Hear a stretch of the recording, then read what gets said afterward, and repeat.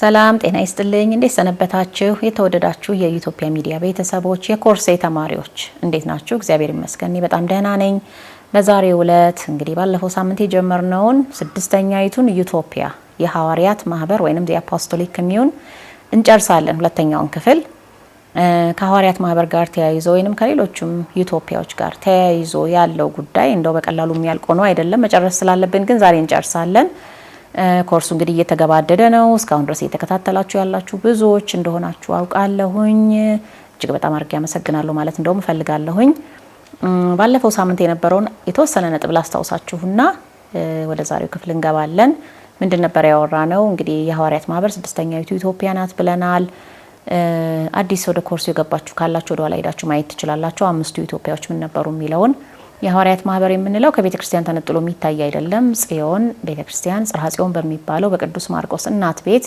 በባለ 50 መንፈስ ቅዱስ በሐዋርያት ላይ በወረደ ጊዜ ተመሰረተች 12 ሐዋርያት 36 ቅዱሳት አንስት 72 አርድእት በዛ ቦታ ላይ ነበሩ 120 ቤተሰቦች የምንላቸው ማለት ነው ከዛ በኋላ 3000 አዲስ ተጠማቂዎች ወደ እነሱ ህብረት ተቀላቅለው ባለጸጎቹ ሀብት ንብረታቸውን እየሸጡ ለድሆች እየመጸወቱ እጅግ ደስ ብሏቸው በህዝቡ ዘንድ ተከብረው ይኖሩበት የነበረውና ከተለያየ ሀገር የመጡ ህዝቦችን በተለያየ ቋንቋ ይናገሩ የነበሩ ህዝቦችን በመንፈስ ቅዱስ የልሳን ስጦታ ሐዋርያት ስለ ክርስቶስ ትንሳኤ መስክረውላቸው አንድ ልብ ሆነው ይኖሩ የነበረበት የቤተክርስቲያን የጫጉላ ሽርሽር ጊዜዋ ለክርስቶስ ተሞሽራ የጫጉላ ሽርሽር ጊዜን ያሳለፈችበት ብዙ ተአምራት ብዙ ድንቅ ነገሮች የታዩበትና ክርስትና የተመሰረተበት እንዲሁም በክብር የተገለጠበት ዘመን ያንን ዘመን ነው የሐዋርያት ማህበር ብለን እንግዲህ የጠቀስነው ከዛ በኋላ ለተወሰነ ጊዜ ኢየሩሳሌም ላይ ከቆዩ በኋላ እንግዲህ ጌታ እንዳዘዘው ሄዱና በአብ ወልድ በመንፈስ ቅዱስም አሕዛብን ሁሉ እያጠመቃችሁ ደቀ መዛሙርት ያድርጓቸው ባላቸው መሰረት ሱባኤ ይዘው ተጣጣጥለው ሁለት እየሆኑ በተለያዩ የዓለም ክፍሎች ተዘዋውረው ስለ ክርስቶስ አስተምረዋል ወንጌልን አሰራጭተዋል ያንን ነበር የጀመርነው እንዲሁም ያየነው ወደ 7 የሚጠጉ ኢትዮጵያ እና ሐዋርያት ያላቸውን ትስስር ጥብቅ ትስስር የሚያሳይና እንደውም የኢትዮጵያ ኦርቶዶክስ ተዋሕዶ ቤተክርስቲያን ከሌሎች አብያተ ክርስቲያናት ጠበቅ ባለ ሁኔታ ለየት ባለ ሁኔታ ሐዋርያዊት ፍጹም ሐዋርያዊት መሆኗን የሚያሳይ 7 ነገሮችን አይተን ነበር እነዛን ማናቸው ለማስታወስ ያህል ሲጀምር መንፈስ ቅዱስን ሐዋርያት የተቀበሉበት ቤት የኢትዮጵያዊው የቅዱስ ማርቆስ እናት ቤት ጽርሐ ጽዮን የምትባለው አንዱ ምክንያት ያ ነው ብለናል ሁለተኛው ከ12 ሐዋርያት ከ72 አርድእት ከ36 ቅዱሳት አንስት ከ3000 ተጠማቂዎች መካከልም ሁሉ ኢትዮጵያውያን ስለነበሩበት ነው ብለናል ሶስተኛው የአንድም ሐዋርያ ደም ሳይፈስባት ክርስትናን የተቀበለች ሀገር ኢትዮጵያ ብቻ ስለሆነች ይሄንን እንግዲህ ያው ቅዱስ ማቴዎስ መጥቶ ነበር ከዛ በኋላ የኢትዮጵያው ንጉስ ገድሎት ሰማዕት ሆኖ ኢትዮጵያ ውስጥ ሞቷል የሚል ወሬ ካቶሊክ ቤተክርስቲያን በዓለም ዙሪያ ታሰራጫለች ውሸት ነው የኢትዮጵያ ቤተክርስቲያን የምታቀው የአንድም ሐዋርያ ደም ኢትዮጵያ ላይ እንዳልፈሰሰ ነው ስለዚህ ይሄ ለሐዋርያት ትልቅ ክብርና ፍቅርን መስጠትን ያሳያል ሌሎች አብያተ ክርስቲያናት በፍጹም እንደዛ ሊሉ አይችሉም ይሄንን ማለት የሚችል ማንም ሀገር የለም ማለቴ ነው ሁሉም ሐዋርያትን በመጋዝ ሰንጥቆ ዘቅዝቆ ሰቅሎ በድንጋይ ወግሮ አንገታቸውን ቀልቶ በተለያየ ስቃይ አሰቃይቶን የገደላቸው ከገደላቸው በኋላ ብዙ ድንቅ ተአምራት ስላዩ በግድ ነው ክርስትናን የተቀበሉት ተአምራቱ አስገድዷቸው እንጂ በፈቃድ አይደለም ይሄ ከባድ ልዩነት ነውና ይሄም ኢትዮጵያና ሐዋርያትን የሚያገናኛቸው ጥብቅ ግንኙነታቸው ነው አራተኛው የሐዋርያትን የሥርዓት መጽሐፍት ሐዋርያት ራሳቸው የጻፏቸውን የሥርዓት መጽሐፍት የኢትዮጵያ ቤተክርስቲያን ከ81 ቅዱሳት መጽሐፍት መካከል እንደ አምላካውያት መጽሐፍት በመንፈስ ቅዱስ እንደተጻፉ መጽሐፍት ቆጥራ የምትቀበል መሆኗ ሌሎቹ ስለ መጽሐፈ ቀሌምንጦስ ስለ ዲድስቅልያ ስለ ሥርዓተ ጽዮን ስለ ግጽው ስለ ትእዛዝ ቢወራ እንደ ታሪካዊ ዶክመንት ነው የሚያዩዋቸውና ራሳቸው ሐዋርያት የጻፏቸው ላይሆኑ ይችላሉ ወይም ደግሞ በቀጥታ ከነሱ ወስደው ደቀ መዛሙርቱ የጻፏቸው ናቸው የሚለውን ላይቀበሉ ይችላሉ በኋላ ላይ ነው አንዳንድ ነገሮች በሂደት ስርዓት ሲሰሩ የተጻፉት ምናምን ብለው እንደ ታሪክ ዶክመንት ነው የሚቀበሏቸው ኢንክሉዲንግ የአሃት አብያተ ክርስቲያናት ምንላቸው እነ ግብጽ እነ ሶሪያ ራሳቸው በዛ መልክ ነው የሚያዩዋቸው የኢትዮጵያ ቤተክርስቲያን ግን የሐዋርያት መጽሐፍት ናቸው የነሱ ተተኪዎች የጻፏቸው ናቸው አምላካውያት መጽሐፍት ናቸው በመንፈስ ቅዱስ የተጻፉ ናቸው ብላ እንደ ሌሎቹ እንደ ወንጌል እንደ ሐዋርያት መልእክት እንደ ነቢያት መጽሐፍት ትቀበላቸዋለች ይሄ ለሐዋርያት ጽሁፎች ወይንም ለሐዋርያት ትእዛዛት ትልቅ ቦታን የመስጠትን ነገር ያመለክታል አምስተኛው ምክንያት ያልኳችሁ እንግዲህ ሐዋርያት የደረሷቸውን ቅዳሴዎች የምትጠቀም ቤተክርስቲያን መሆኗ ብያችኋለሁ። ሌሎች አብያተ ክርስቲያናት የሐዋርያትን ቅዳሴ አያውቁም ማለት አይደለም፣ ግን በኋላ ነው አዳፕት ያደረጓቸው በራሳቸው መንገድ ከሐዋርያት መልእክታት የተውጣጡ በሌሎች ካህናት በሌሎች መነኮሳት የተደረሱ ጽሁፎችን በሐዋርያት ስም እየሰየሙ የጴጥሮስ ቅዳሴ፣ የቶማስ ቅዳሴ፣ የዮሐንስ ቅዳሴ እያሉ የሚጠቀሙት ያንን ነው። እኛ ግን የሐዋርያት ቅዳሴ ወይንም የዮሐንስ ወልደ ነጎድጓድ ቅዳሴ ስንል ቀጥታ ሐዋርያት የደረሷቸው ቅዳሴዎች ማለታችን ነው። ዮሐንስ ወልደ ነጎድጓድ ራሱ የደረሰው ቅዳሴ ማለታችን ነው እንጂ እንደ ሌሎች አብያተ ክርስቲያናት የሆነ ጊዜ ካህናት ተሰብስበው ደርሰውት በዮሐንስ ስም ሰይመውለት እንደዛ አይደለም። ስለዚህ ይሄም የኢትዮጵያ ቤተክርስቲያን ልዩ ያረጋታል። ስድስተኛ ክብረ ነገስት ላይ አንድ የተጻፈ ነገር አለ። ያም በሐዲስ ኪዳን ኢትዮጵያ ከእግዚአብሔር ጋር ያላትን ቃል ኪዳን ያደሰችው አሚነ ስላሴን ይዞ ለመቆየት ያልተበረዘ ያልተሳሳተ የቅድስት ስላሴን አስተምህሮ ለመያዝና የሐዋርያትን ትምህርት ለመጠበቅ እንደዛ ከሆነ እግዚአብሔር በታቦተ ጽዮን እንዲሁም እሷ በመጣችበት ሰረገላ በእስክንድር በተባለው የአጼ ካሌብ ልጅ አማካኝነት ተጠብቃ በስውር እንግዲህ ስውራን የምንላቸው ቅዱሳን አሉ በሀገራችን ላይ በስውር ታቦተ ጽዮን እየጠበቀቻት እስክንድር የተባለው የአጼ ካሌብ ልጅ ታቦተ ጽዮን የመጣችበትን ሰረገላ እየጠበቀ ጠላቶቿን እየመታላት እስከ ዓለም ፍጻሜ እንደምትኖር ተጠብቃ ይሄ ብቻ ነው የሚጠብቃት ማለት አይደለም። ግን ክብረ ነገስት ላይ ያው ከታቦተ ጽዮን መምጣት ጋር ተያይዞ ያለውን ታሪክ ስለሚያወራ ነው። እና እንደዛ አይነት ጥበቃ ለማግኘት ፕሪ ኮንዲሽኑ ለኢትዮጵያ የሐዋርያትን ትምህርት ሳያፋልሱ መተግበር ትምህርታቸውን ሳያፋልሱ መጠበቅ እንደሆነ ክብረ ነገስት ላይ ተጽፎልናልና ይሄ ትልቅ ሪሌሽንሺፕ ነው። ህገ መንግስታችን ብለን የተቀበልነው የሐዋርያትን ትምህርት ነው ማለት ነው። ሰባተኛ ብለን ባለፈው ሳምንት የጠቀስነው የአብነት ትምህርታችን በራሱ ለሐዋርያት መልእክታት እንዲሁም ለሐዋርያዊ ስብዕና ግንባታ ትልቅ ቦታ የሚሰጥ መሆኑ ነው ብለናል። ከሌሎች አብያተ ክርስቲያናት በተለየ ሁኔታ በአብነት ትምህርት የኢትዮጵያ ህፃናት ትምህርት ሲጀምሩ ገና መልእክተ ዮሐንስ ሐዋርያ ብለው እንደሚጀምሩ እናውቃለን። የጳውሎስን መልእክታት የሌሎችን የሐዋርያት መልእክታት እያነበቡ እንደ ሐዋርያት መናገር እየለመዱ እንደሚያድጉ እናውቃለን። ራሱ ትምህርቱ ሲጀምር ፊደል ሐዋርያ፣ ገበታ ሐዋርያ ብሎ ነው የሚጀምረው። ፊደላቱ ራሳቸው የሐዋርያት ፊደል ተብለው ነው የሚጠሩትና በዚህ መልክ እንግዲህ ልጆቹ የሚማሩት የሐዋርያት ተተኪ እንደሆኑ እንዲያስቡ ሐዋርያዊ ቅብብሎሽ የሚባለው ነገር ላይ እንዳሉ እንዲያውቁና መንፈሳቸው በዛ መልክ እንዲቀረጽ በማድረግ ከሌሎች አብያተ ክርስቲያናት በተለየ ሁኔታ በታሪክ ሌሎች አብያተ ክርስቲያናት ትምህርታቸውን ብዙ ጊዜ ለህፃናት ሲጀምሩ አባታቸውን የጸሎት ከማስተማር ናይሲያን ክሬድ ወይንም የኒቂያ ጉባኤ ላይ የተደረሰው የሃይማኖት ጸሎትን ከማስተማር ከመሳሰሉት አንዳንድ ጥቅሶችን ለምሳሌ መዝሙር የዳዊት መዝሙር ላይ ያሉ ጥቅሶችን በቃላቸው ከማስያዝ በዛ መልክ ነበረ ብዙውን ጊዜ ለረጅም ክፍለ ዘመናት ክርስትና በተስፋፋባቸው ሀገሮች ሁሉ የህፃናት ትምህርት ይሰጥ የነበረው በዛ መልክ ነው። በኢትዮጵያ ግን ፊደል ሐዋርያ፣ ገበታ ሐዋርያ፣ መልእክተ ዮሐንስ ሐዋርያ እየተባለ እንደ ሐዋርያ ራሳቸውን እያዩ እርስ በራሳቸው እንደ ሐዋርያት ወንድማማችነት እየተያዩ እንደነሱ መናገርንም እየለመዱ እንዲያድጉ ተደርገው ነበር የሚያድጉት። ስለዚህ ይሄ ትልቅ የሆነ ከሐዋርያት ጋር ያለውን ግንኙነት የኢትዮጵያ ቤተክርስቲያንና ኢትዮጵያ ያላቸውን ግንኙነት በጣም አጥብቆ የሚያሳይ ነውና እነዚህ ነገሮች እንድታስተውሏቸው ነው በድጋሜ ልዘረዝርላችሁ የፈለኩት። ባለፈው ሳምንት በደንብ በዝርዝር የነበረው ቪዲዮ ላይ ክፍል 6 ሀ ወይንም ፓርት 6A ላይ በዝርዝር ሄጄባቸዋለሁ። ዛሬ ደግሞ እስከ 12ኛ ድረስ ነው የምንሄደው። ስለዚህ የቀሩትን 5 ጥብቅ ግንኙነቶች በኢትዮጵያና በሐዋርያት መካከል እሱን እገልጽላችሁና የተወሰኑ አንድ ሁለት ርዕሰ ጉዳዮች ላይ አውርተን ስለ ሐዋርያት ማህበር ያለውን እንዘጋለን ማለት ነው። 8ኛ የኢትዮጵያ ቤተክርስቲያንንና ኢትዮጵያን ከሐዋርያት ትምህርት ከነሱ ማህበር ጋር በጥልቅ የሚያስተሳስራት ምክንያት ምንድነው ስንል የጣዖት አምላኪዎችን አባትነት በትክክለኛው የሐዋርያት አባትነት ትርጉም ስለምትቃወም ነው። ምን ማለት ነው ልትሉኝ ትችላላችሁ። አባት የሚለው ቃል በጥንቱ የሮም ግዛትና በሌሎችም ከአህዛብነት ወደ ክርስትና በመጡ ስልጣኔዎች በሙሉ ዘንድ ከባድ የሆነ ትርጉም የነበረው ቃል ነው። ጥሩ ያልሆነ ትርጉምም ነበረው አባት መሆን የሚለው ማለት ነው። ጌታችን የሻረው ይህን የአባትነት ትርጉም ነው። ታስታውሱ ከሆነ በመጽሐፍ ቅዱስ ላይ ለደቀ መዛሙርቱ እንዲህ ብሏቸው ነበር። ጌታ የሰማያዊ አባታቸው አንድ ነውና በምድር ላይ ማንንም አባት ብላችሁ አትጥሩ ብሏቸው ነበር። በማቴዎስ ወንጌል ምዕራፍ 23 ቁጥር 9 ላይ ይገኛል ይሄ ቃል። ምን ማለት ነው? ለምሳሌ አሁን ወላጅ አባቶቻችን ናቸው። መቼም እኔ ወላጅ አባቴን አባቴ ነው ምለው እንጂ ወንድሜ ልለው አልችልም። እንዲሁም ጌታችን ራሱ ይሄን የነገራቸው ሐዋርያት ራሳቸው እሱ ካረገ በኋላ መልእክት በተለያየ የዓለም ክፍል ለሚገኙ ክርስቲያኖች ሲጽፉ አባት የሚለውን ቃል ተጠቅመዋል።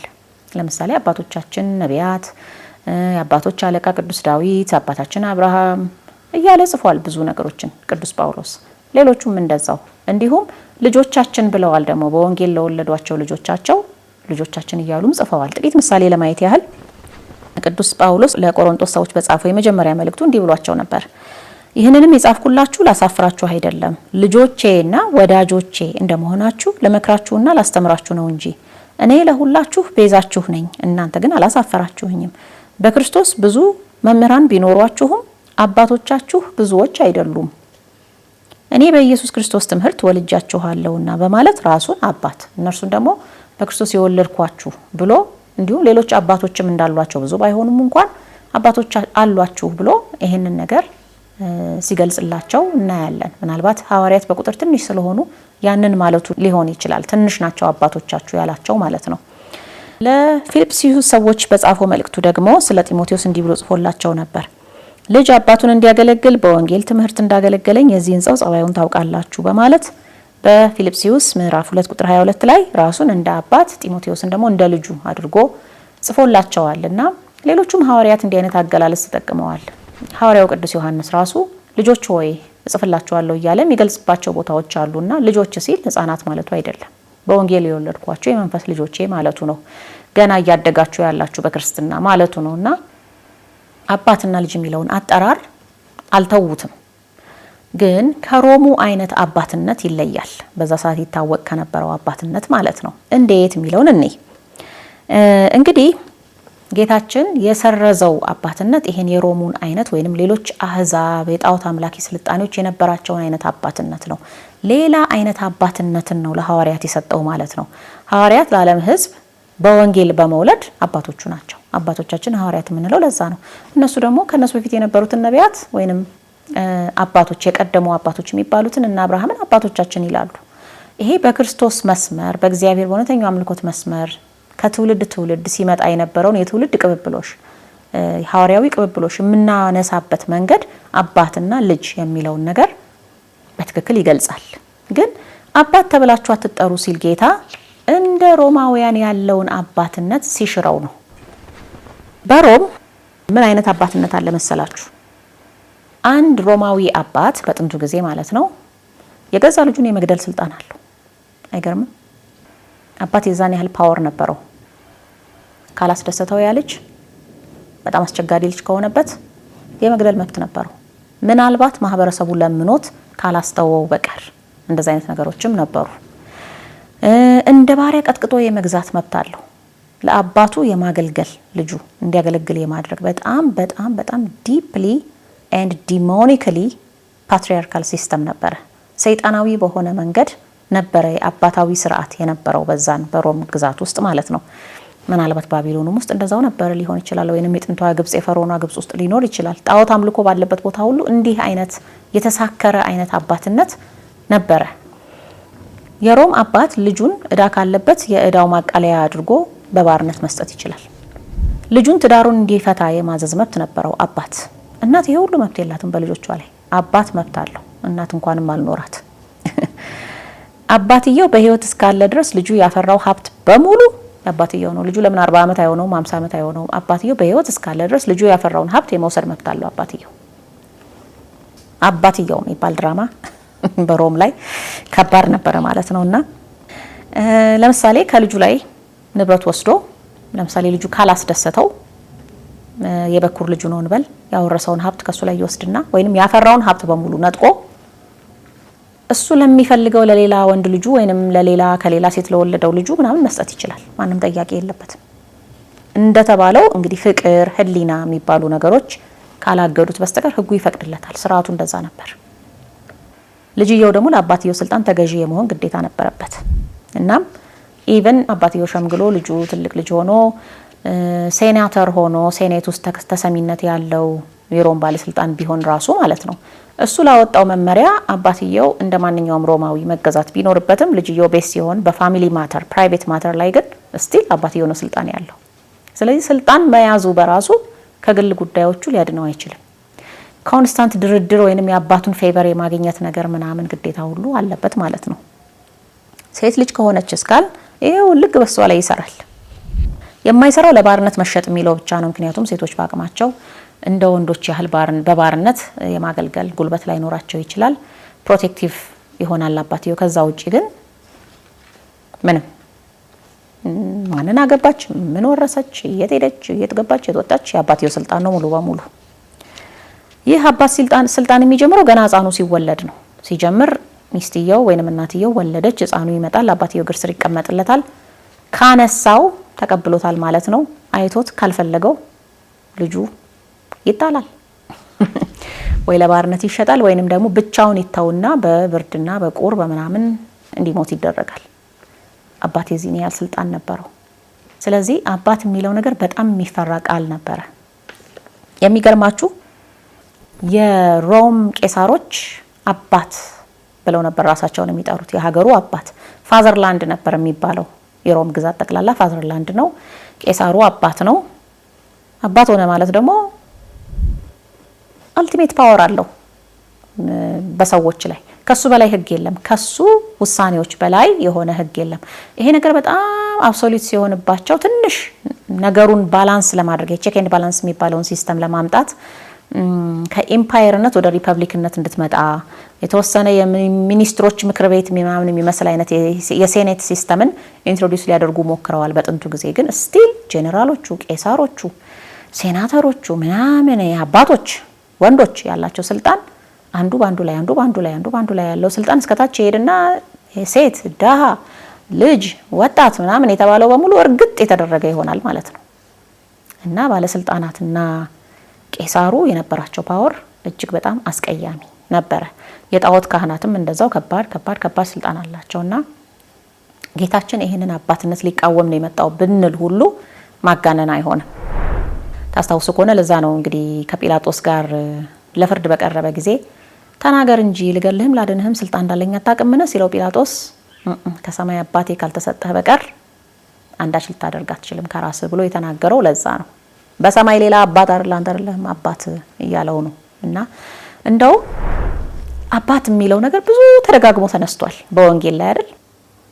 ቆይ አባትህ ማን ነው አንተ?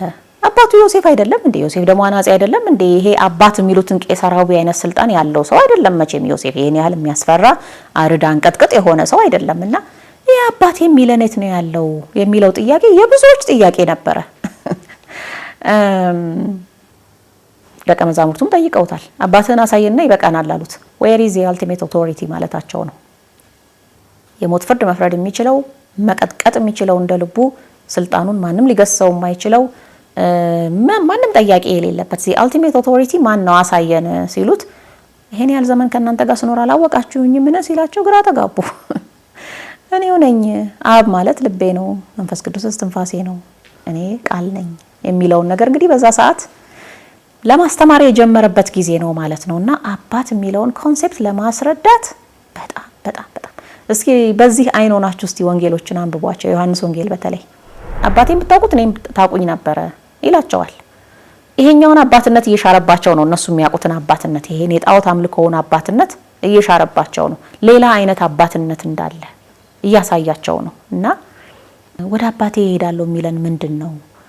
አባቱ ያድነው እንደሆነ እስኪ እንይ ወዘተ ይሄ መሳሰሉት ነገሮች ከአባትነት ጋር ተያይዘው ያለው ትርጉም ኔጎሺዬት እየተደረጉ እንደነበረና እየተሻረባቸው እንደነበረ በዚህ እናየዋለን ማለት ነው። ወደ አባቴ እሄዳለሁ፣ ወደ አባቴና ወደ አባታችሁ፣ ወደ አምላኬና ወደ አምላካችሁ። ምንድነው ይሄ አባትነት? የሮሞቹ ጋድ ፋዘር የሚል ፊልም አለ አይደለ?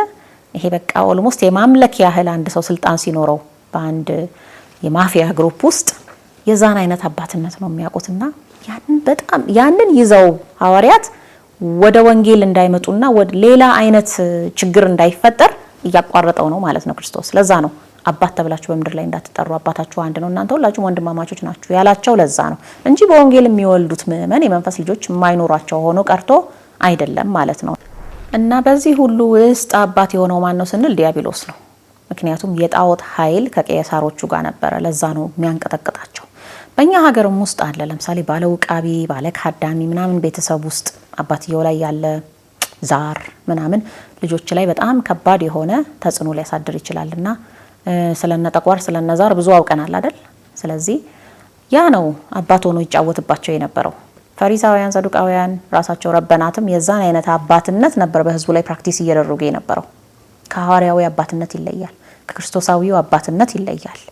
ስለዚህ የነሱ አባትነት የሚገለጸው አርድ አንቀጥቅጥ አልቲሜት ኦቶሪቲ በመሆን ነበር፣ በማንቀጥቀጥ እንደ ማንኛውም የሮም ቄሳር ማለት ነው። ስለዚህ እንደነሱ አይነት አባት እንዳትሆኑ፣ እንደነሱ አይነት ሊቅ እንዳትሆኑ፣ እንደነሱ አይነት መምህር እንዳትሆኑ በማለት ጌታችን ያንን እያቋረጠው መጥቷል ማለት ነው። ወደ ሐዲስ ኪዳን ሲገባ ግን መልካሙ የሐዋርያዊው አባትነት በሮም ግዛት አልተወደደም።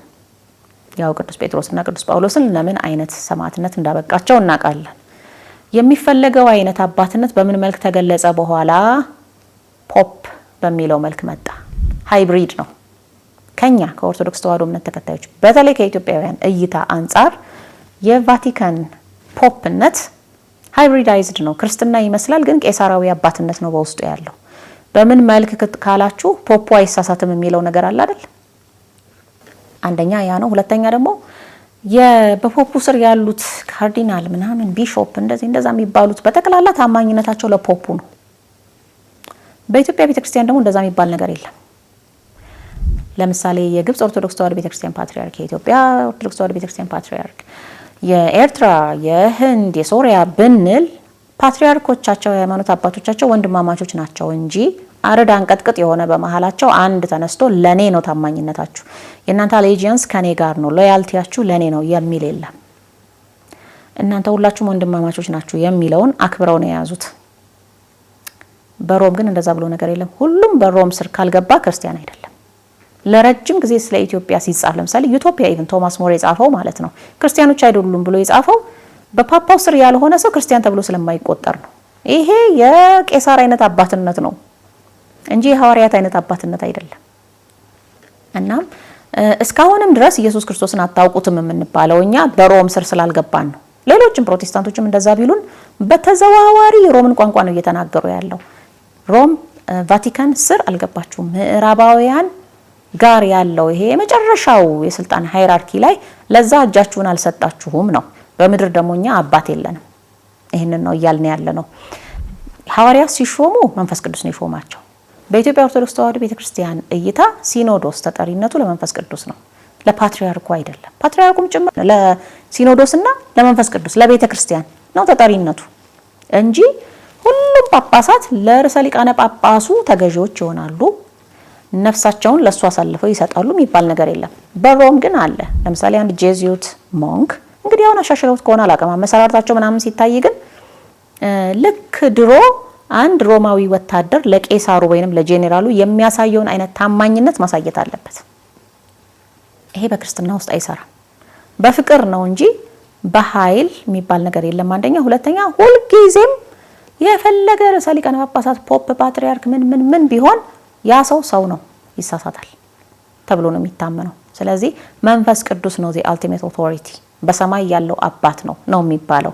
እቺ ስትሳት ነው እንግዲህ ያለቃ እያሉ ታምሩ ውግዘት የመጣችው። በማን ጊዜ? በአቡነ ጳውሎስ ጊዜ። ስለ አስተዳደር ጉዳይ በደንብ ስለማላውቅ ባውቅም የተወሰነች ብቻ ስለሆነችና ስናገረው ልሳሳት ስለምችል በዝርዝር ውስጥ አልገባም። ግን በጥቂቱ ለመጥቀስ ያህል እንግዲህ ትልቁ የውግዘቱ መነሻ ምክንያት የነበረው አቡነ ጳውሎስ አሁን በህይወት የሌሉት የቀድሞ የኢትዮጵያ ኦርቶዶክስ ተዋሕዶ ቤተክርስቲያን ፓትሪያርክ ሲኖዶሱን ተጠሪነታቸው ለሳቸው እንደሆነ ተደርጎ የሚያውጅ አዋጅ በመውጣቱ ነው። ይሄ የካቶሊክ አካሄድ ነው ብለው ነው እንግዲህ አለቃ እያሉ ታምሩ እሪ ያሉት።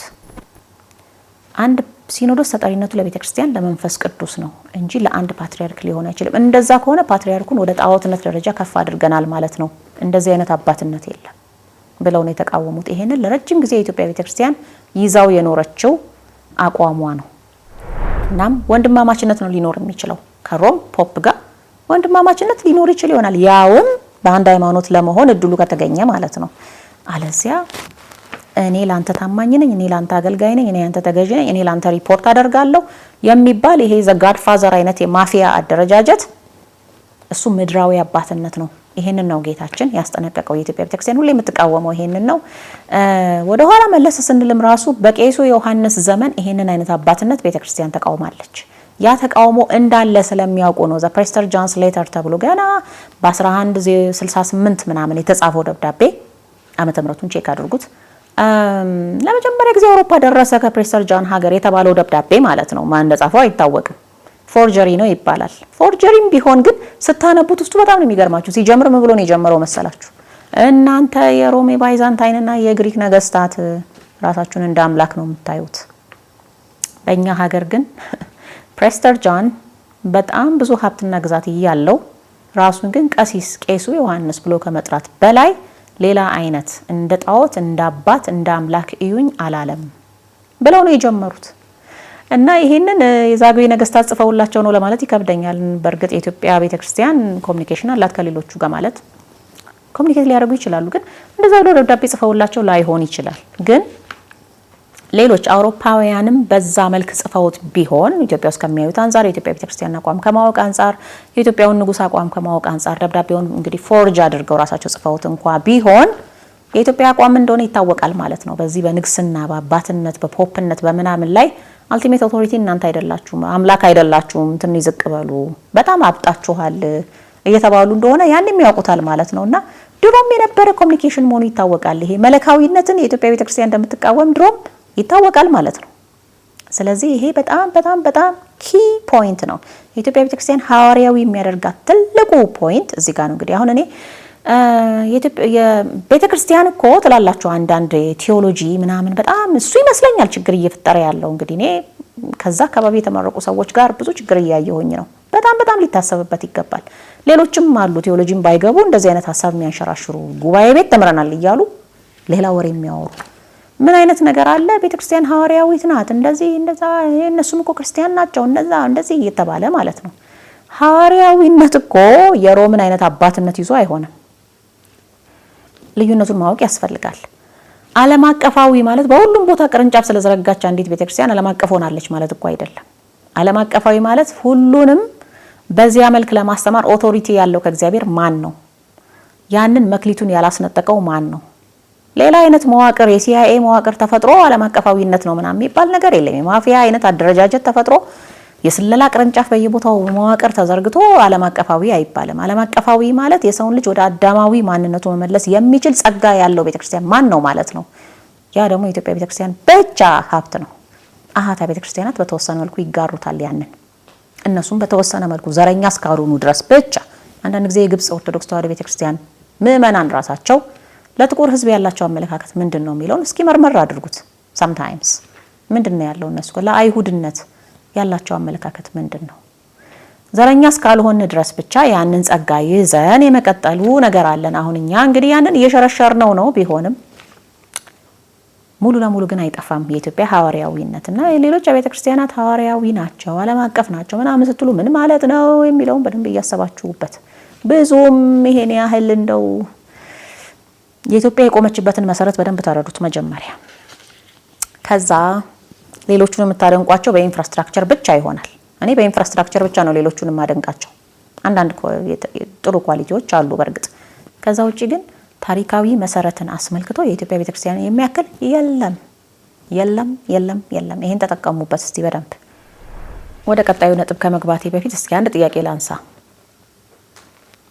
በዚህ ሰዓት እንደ አባት ካልተጫወትኩ የሚሉ ፖለቲከኞች ወይንም የሃይማኖት አባቶች ካሉ እንዴት ነው ባህሪውን መለየት የምንችለው? ወደ ሐዋርያዊ አባትነት ለማምጣት ሁለቱንም ይመለከታል። በነገራችን ላይ ቤተ ክህነትም ቤተ መንግስትም ሐዋርያዊ አባትነትን ብቻ ሊይዝ እግዚአብሔር ጋር ቃል ገብቶ ነው ኢትዮጵያ የምትባል ሀገር የቀጠለችው በሐዲስ ኪዳን። ከዚህ ከሮማው አይነት አባትነት ወይንም ይሄ ያርዳን ቀጥቅጥ ካልሆንኩኝ የመጨረሻው ባለስልጣን ካልሆንኩኝ ከኔ በላይ ማንም ኃይል የለውም እኔ ከህግ በላይ ነኝ ከመንፈስ ቅዱስ በላይ ነኝ ብሎ የሚያስብ ጣዖታዊ አይነት አባትነት በውስጡ ያለበት ማንኛውም ካለ እስከታች ድረስ የቤተሰብ አባወራነት ድረስ ይወርዳል። ይሄ ጣዖታዊ አባትነት ስለ መዋቅር ብቻ አይደለም ነገሩ፣ አቲቲዩድ ነው። ያለብን መንፈስ ምን ይመስላል? ሌላውን እንዴት ነው የምናየው? እኛ ልናገለግለው እኛ በፍቅር አባት ልንሆነው ነው የተሾምነው ብለን ነው የምናስበው ወይስ ልናንቀጠቅጠውና ልንቆጣጠረው እኛ በፈለግነው መንገድ ሂድ ልንለው እምቢ ካለ ደግሞ ኮቴውን ልንሰብረው ነው ብለን ነው የምናስበው? እንዴት ነው? መለካዊነትና የኢትዮጵያ ቤተክርስቲያን ወነ ኢትዮጵያዊነት አብረው አይሄዱ፣ በጭራሽ አይሄዱ። ሲጀምር እኛ በምንለው እናት ሀገር ነው አይደል? ምክንያቱም አባትየው በሰማይ ነው እናት ሀገር ነው እንጂ አባት ሀገር አንልም። ማንም አባት የለም። አባት መሆን አይችልም። በሮሚኛው ቋንቋ ፓፓ መሆን አይችልም። በሐዋርያኛ ብቻ ነው አባት መሆን የሚቻለው ኢትዮጵያ ውስጥ። ይሄ ለቤተ ክህነትም ለቤተ መንግስትም ነው ብያቸዋለሁ። እና እንግዲህ ይሄ አንድ ትልቅ ፖይንት ነው መያዝ ያለበትና መታወቅ ያለበት። ለዛም ነው ከልጅነት ጀምሮ ሐዋርያዊ ስብዕና ግንባታ ላይ ቤተክርስቲያን ትኩረት ትሰጣለች። ለነገስታትም ለካህናትም ትምህርቱ እንደዛ ነበር። መልእክተ ዮሐንስ ሐዋርያን ብለው ሲጀምሩ እንደ ሐዋርያት ራሳቸውን እንዲያስቡ ነው። በዛ ውስጥ ነው የሚያልፉት። በዛ ውስጥ ካላለፈ ንጉስም ካህንም ሆነ አይቻልም ነበርና ይሄ ለአሁኑም ዘመን ይሰራል። እኔ ክርስቲያን አይደለሁም ምናምን ይሰራል። ዳዝንት ማተር። ያንን ማሟላት ካልቻለ በሰማይ ይጠየቅበታል። አለቀ። ከዚህ ዓለም ከተሰናበተ በኋላ ማለት ነው። የኢትዮጵያ አቋም እንደዛ ነው። ኢትዮጵያዊነት እንደዛ ነው። በነገራችን ላይ ይሄን የሮም ፓፓነትን ይዞ የመጣውን የጥንቱ የሮም አባትነት አብሶሉት ስልጣን ይዞ የመጣውን አይነት መንፈስ ለመቃወም ነው ይሄ ፌሚኒዝም የሚባለው ነገር የመጣው። እነሱ ፓትሪያርኪን እንቃወማለን ሲሉ ያኛውን ማለታቸው ነበረ። መሆን የነበረበት እንደዛ ነው። ግን ያው እነሱም ውስጥ ብዙ ነገር ተቀላቀለና ወደ ሐዋርያዊውንም አባትነት ወደ መጥላት፣ በጥቅሉ ወንድ ጠልነትን ሁሉ እስከ ማበረታታት የሚመጡ ብዙ ፌሚኒስቶች አሉ። ግን ብልህ የሆኑትን መለየት ከቻልን ይሄኛው ዴንጀረስ የሆነውን አባትነት ክርስቶስ የተቃወመውን አባትነት እሱን የለዩትን ማወቅ ከቻልን ፌሚኒዝም ውስጥ ብዙ ቁም ነገር አለ። ምርቱን ከግርድፉ መለየት ከቻልን ማለት ነው። እና ይሄንን አንድ ነጥብ እንድትይዙልኝ ፈልጋለሁ። 9ኛው የኢትዮጵያን ቤተክርስቲያን ኢትዮጵያንና ሐዋርያትን በጥልቀት የሚያገናኛቸው ምንድነው ካል ከሐዋርያት መካከል ራሱ ወደ ኢትዮጵያ መጥተው ያስተማሩ መኖራቸው። ይሄ እንግዲህ 9ኛ ብናረገውም አንደኛ ልናረገውም የምንችለው ትልቅ ነጥብ ነው። ይሄ እንግዲህ አንዱ ጉዳይ ነው ማለት ነው። እንግዲህ ከሐዋርያት መካከል ቅዱስ ማቴዎስ ወደ ኢትዮጵያ መጥቶ አስተምሯል የሚል ሰፊ ታሪክ አለ በቤተክርስቲያን። አክሱም አካባቢ ላይ መጥቶ እንዳስተማረ የሚገልጹ ብዙ ጽሁፎች አሉ። ከዚያም ውጪ ግን አንዳንድ መጽሐፎች ላይ ለምሳሌ መሪራስ አማን በላይ የጻፏቸው መጽሐፍት ላይ ቅዱስ ማቴዎስ ብቻ ሳይሆን ቅዱስ በርቶሎሜዎስ እሱም ጭምር መጥቶ ኢትዮጵያ ውስጥ እንዳስተማረ፣ በተለይ አሁን ሶማሌ ክልል፣ አፋር፣ ሀረርጌ የምንለው አካባቢ ላይ እንዳስተማረ ክርስትና እምነትን ድሮ እንግዲህ ያው እስልምና ባልነበረበት ጊዜ ላይ ስለሆነ ማለት ነው ሐዋርያት ወደ ኢትዮጵያ የመጡት። ስለዚህ በእነዚህ ቦታዎች ላይ የነበሩትን እሱ ያስተማራቸው እንደሆኑ የሚገልጽ ጽሁፍ አለ። እሳቸው እንግዲህ ከጥንታዊ መዛግብት አገኘኋቸው ካሉት ነው ይሄን የተናገሩት። በሌላ በኩል ደግሞ አንድ ከስብከት ላይ ቆየት ካለ ስብከት ላይ የሰማሁትም አለ። ቅዱስ ጴጥሮስና ቅዱስ ጳውሎስም ሳይቀሩ አሁን እንግዲህ ሐምሌ 5 በዓላቸውን የምናከብርላቸው ማለት ነው እነሱም ወደ ኢትዮጵያ መጥተው እንዳስተማሩ የሚገልጽ ነገር ሰምቻለሁ በአንድ ስብከት ላይ። ምን ያህል በሌሎች መጽሐፎች ላይ በሌሎች በጉባኤ ቤት ትምህርት ላይ ይሄ ነገር ይታወቃል አላውቅም። እንዲሁም በልጅነት የሰማሁት አንድ ታሪክም ነበረ። እንግዲህ የጉዞ ማህበራት አሉ በተለያየ ጊዜ አክሱም፣ ላሊበላ፣ ግሸን፣ ቅሉቢ የሚሄዱ እንደምታውቁትና እዛ ደርሰው የመጡ ሰዎች ሲናገሩ እንደሰማሁት፣ አክሱም ተሳልመው የመጡ ምእመናን ሲናገሩ እንደሰማሁት ምንድን ያሉኝ፣ አንድ አባት ብታምኑ ባታምኑ በዚህ ቦታ ላይ 12ቱም ሐዋርያት ተገኝተው ማዕድ ቆርሰውባታል የሚል ነገር እንደነገሯቸው ይሄን በልጅ አይምሮዬ አስታውሳለሁ። እንዲሁም ደግሞ የሆነ ሰው ቅርብ ጊዜ ላይ ኢሜል የላከችልኝ ልጅ አለች። ኤርትራዊት ነኝ ነው ያለችውና ወይንም የትግራይ ብሔር ተወላጅ ልትሆን ትችላለች፣ አማርኛ በደንብ መጻፍ ይከብደኛል እሰማለሁኝ እንጂ ብላን የጻፈችልኝና ትግራይ ኤርትራ ውስጥ አንዲት ዛፍ አለች 12 ቅርንጫፍ ያላትና በትውፊት የ12ቱ ሐዋርያት መሰብሰቢያ ተብላ ትጠራለች የሚል ነገር ጽፋልኛለች። ሌላ ዝርዝር እዚህ ላይ ዝርዝር አድርጋ አልጨመረችልኝም። እንግዲህ ምልላችሁ ፈልጌ ነው ማቴዎስ መምጣቱ በጣም ኦፊሻሊ የሚታወቅ ነገር ነው። ግን ኦፊሻሊ የኢትዮጵያ ቤተክርስቲያን ታሪክ የሚባለው ምንድነው መሰላችሁ? አሁን እዚህ ጋር በደንብ አዳምጡኝ። ደስ ላይላችሁ ይችላል አንዳንዶቹ፣ ግን መታወቅ ያለበት ነጥብ ነው። የኢትዮጵያ ቤተክርስቲያን መደበኛ ታሪክ እየተባለ በአሁን ዘመን የሚወራልን ካቶሊክ ያጸደቀችው ፓርት ብቻ ለማለት ነው። ይሄንን በጣም እንድታውቁ ትፈልጋለሁ። ማቴዎስ የሚለውን ካቶሊክ አጽድቃለች፣ ተቀብላለች። ግን ደሞ ሳይፈስ ነው ከኢትዮጵያ የወጣው የሚለውን ስላልፈለገች የኢትዮጵያው ንጉስ ገደለው የሚል ታሪክ ጨምራ ነው። ይሄ በብዙ የካቶሊክ ትምህርት ቤቶች ውጭ ሀገር ላይ ራሱ በቴክስት ቡክ መልክ ሪሊጅን የሚባል አንድ ክላስ አለ። ልክ ባዮሎጂ፣ ኬሚስትሪ፣ ጂኦግራፊ ምናምን እንደምንለው ሪሊጅን ተብሎም ደግሞ እንደ ቴክስት ቡክ ተዘጋጅቶ ብዙ የካቶሊክ ትምህርት ቤቶች ላይ ይማራሉ። በውጭ ዓለም ነው አሜሪካ ላይ አይቻለሁ ይሄንን እና እዛ ላይ የክርስትና እምነት አመሰራረትን የሚማሩበት ቻፕተር ላይ የ12ቱን ሐዋርያት የት እንደሄዱ፣ እንዴት እንደሞቱ፣ የት ቦታ እንደተገደሉ፣ ምን እንደመሰከሩ ምናምን አለ ኢንትሮዳክተሪ ነገር ማለት ነው ለሃይ ስኩል ተማሪዎችና እዛ ላይ ቅዱስ ማቴዎስ ኢትዮጵያ ውስጥ ነው የተሰዋው የተገደለው የሚል ነገር አለ። እንግዲህ አሁን the next generation ምናልባት ውጭ ሀገር ያሉ ትውልደ ኢትዮጵያውያን ሆነው እንዲህ አይነት ትምህርት የሚማሩ ከኛ ጋር ላይ ግባቡ ነው ማለት ነው። እኛ የምናውቀው ያንድም ሐዋርያ ደም እንዳልፈሰሰባት ነው በኢትዮጵያ የኢትዮጵያ ቤተክርስቲያን ታሪክ ያ ነው። ግን የኢትዮጵያ መደበኛው ታሪክ ተብሎ the official history of the ኢትዮጵያ ኦርቶዶክስ ተዋሕዶ ቤተክርስቲያን የሚባለው ጄሱቶች ወይንም የሮም ካቶሊክ ቤተክርስቲያን ብቻ አክኖሎጂ ያደረገችው ብቻ እሷ እውቅና የሰጠችው ክፍል ብቻ ተብሎ ነው። ለምሳሌ ክርስትና በአራተኛው ክፍለ ዘመን ነው ኢትዮጵያ የገባው ተብሎ ያንን ካቶሊክ ስለፈለገች ነው እንደዛ እየተባለ እየተነገረ ያለው። የኢትዮጵያ ቤተክርስቲያን እድሜዋ ስንት ነው ሲባል 1600 ዓመት ይባላል። እኛ እንደዛ አይደለም የምናውቀው። እኛ ከጃንደረባው ጀምሮ ነው የምንቆጥረው። ከጃንደረባው በፊትም ደግሞ ለኢትዮጵያ ቤተክርስቲያን አርአያ የሆኑ የኦሪት ምኩራቦች ነበሩ። ከዛ በፊትም በብሉይ ዘመን ሁሉ ቤተ መቅደሶች ነበሩ። የኛ ሲሆን ሌላ ነው ኮምፕሊትሊ። ስለዚህ ኦፊሻል ሂስትሪ የሚባለው ነገር ሲመጣ ካቶሊኮች፣ ግብጾች፣ ምኖች የሚፈልጉት እነሱ መስማት የሚፈልጉት ፓርት ብቻ የሚለውን መሆኑን ይሄን እንድታውቁት ያንን ነው። ይሄ በጣም በቴዎሎጂ ኦብሰስድ የሆኑ ሰዎች አሁን ትምህርት ብለው እያስተማሯቸው ያለው ያንን ነው። እኔ ትክክል አይመስለኝም። ይሄ እሷ መጥና የኛን ታሪክ እሷ መጥና ልትሰጠን አትችልም። ካቶሊክ በመጠነችልን አየር ብቻ የመኖር ግዴታ የለብንም። ስለዚህ አክሱም ላይ 12ቱም ሐዋርያት መጥተው ነበረ ወይ? የሚታወቅ ነገር ካለ ጻፉልኝ፣ ኮሜንት ሴክሽን ላይ ጻፉ። እንዲሁም ቅዱስ ጳውሎስ፣ ቅዱስ ጴጥሮስ ኢትዮጵያ መጥተው አስተምረው ነበር ወይ? በርቶሎሜዎስ እንደመጣ የሚነግር መሪ ራስ አማን ከጠቆሙን የጥንት መዛግብት ውጪ ሌላ በትውፊት በጉባኤ ቤትም ይሁን በጽሁፍ መልክ የሚታወቅ ነገር አለ ወይ? ዊል ዲስካስ ኢት። ሊመጣ ይችላል፣ ሊኖር ይችላል። ለምን አይመጡም? ይመጣሉ። ኢትዮጵያ ካልመጡ የት ሊሄዱ ነው? እንደውም ሊመጡ ይችላሉ። በጣም ያሳምነኛል። 10ኛ የኢትዮጵያ ቤተክርስቲያን ወይንም ኢትዮጵያ እና ሐዋርያት የሚያገናኟቸው ጥልቅ ነገር ምንድን ነው? ጽዋ ማህበርና ሰንበቴ ወይንም አጋፔ ፌስት ከሐዋርያት ማዕድ በቀጥታ የተቀዳና በሌላው ዓለም በብዛት የተረሳ ኢትዮጵያዊ ስርዓት መሆኑ ይሄ አንድ ትልቅ ነጥብ ነው። ጽዋ ማህበርን በኢትዮጵያ ያስተማረው መጀመሪያ ላይ በአክሱም ቅዱስ ማቴዎስ ነው የሚል ትውፊት ታሪክ የተጻፈም በደንብ አለ። ዝርዝር ነገር ሁሉ በደንብ አለ። ከይሄውም ከማህበረ ዴጌ ወይንም ማህበረ ዶጌ የጻድቃን ማህበር ተብሎ የሚጠራው እስካሁን ድረስ ገዳሙ ያለው የመጀመሪያው የኢትዮጵያ የጽዋ ማህበር እንደሆነ ይገለጻል በቤተክርስቲያን ታሪክ። ቅዱስ ማቴዎስ በዛ ቦታ ላይ በየወሩ በ29 ተሰባስበው ጽዋ እንዲጠጡ ያገናኛቸው ቅዱሳን በዛ ቦታ ነበሩ።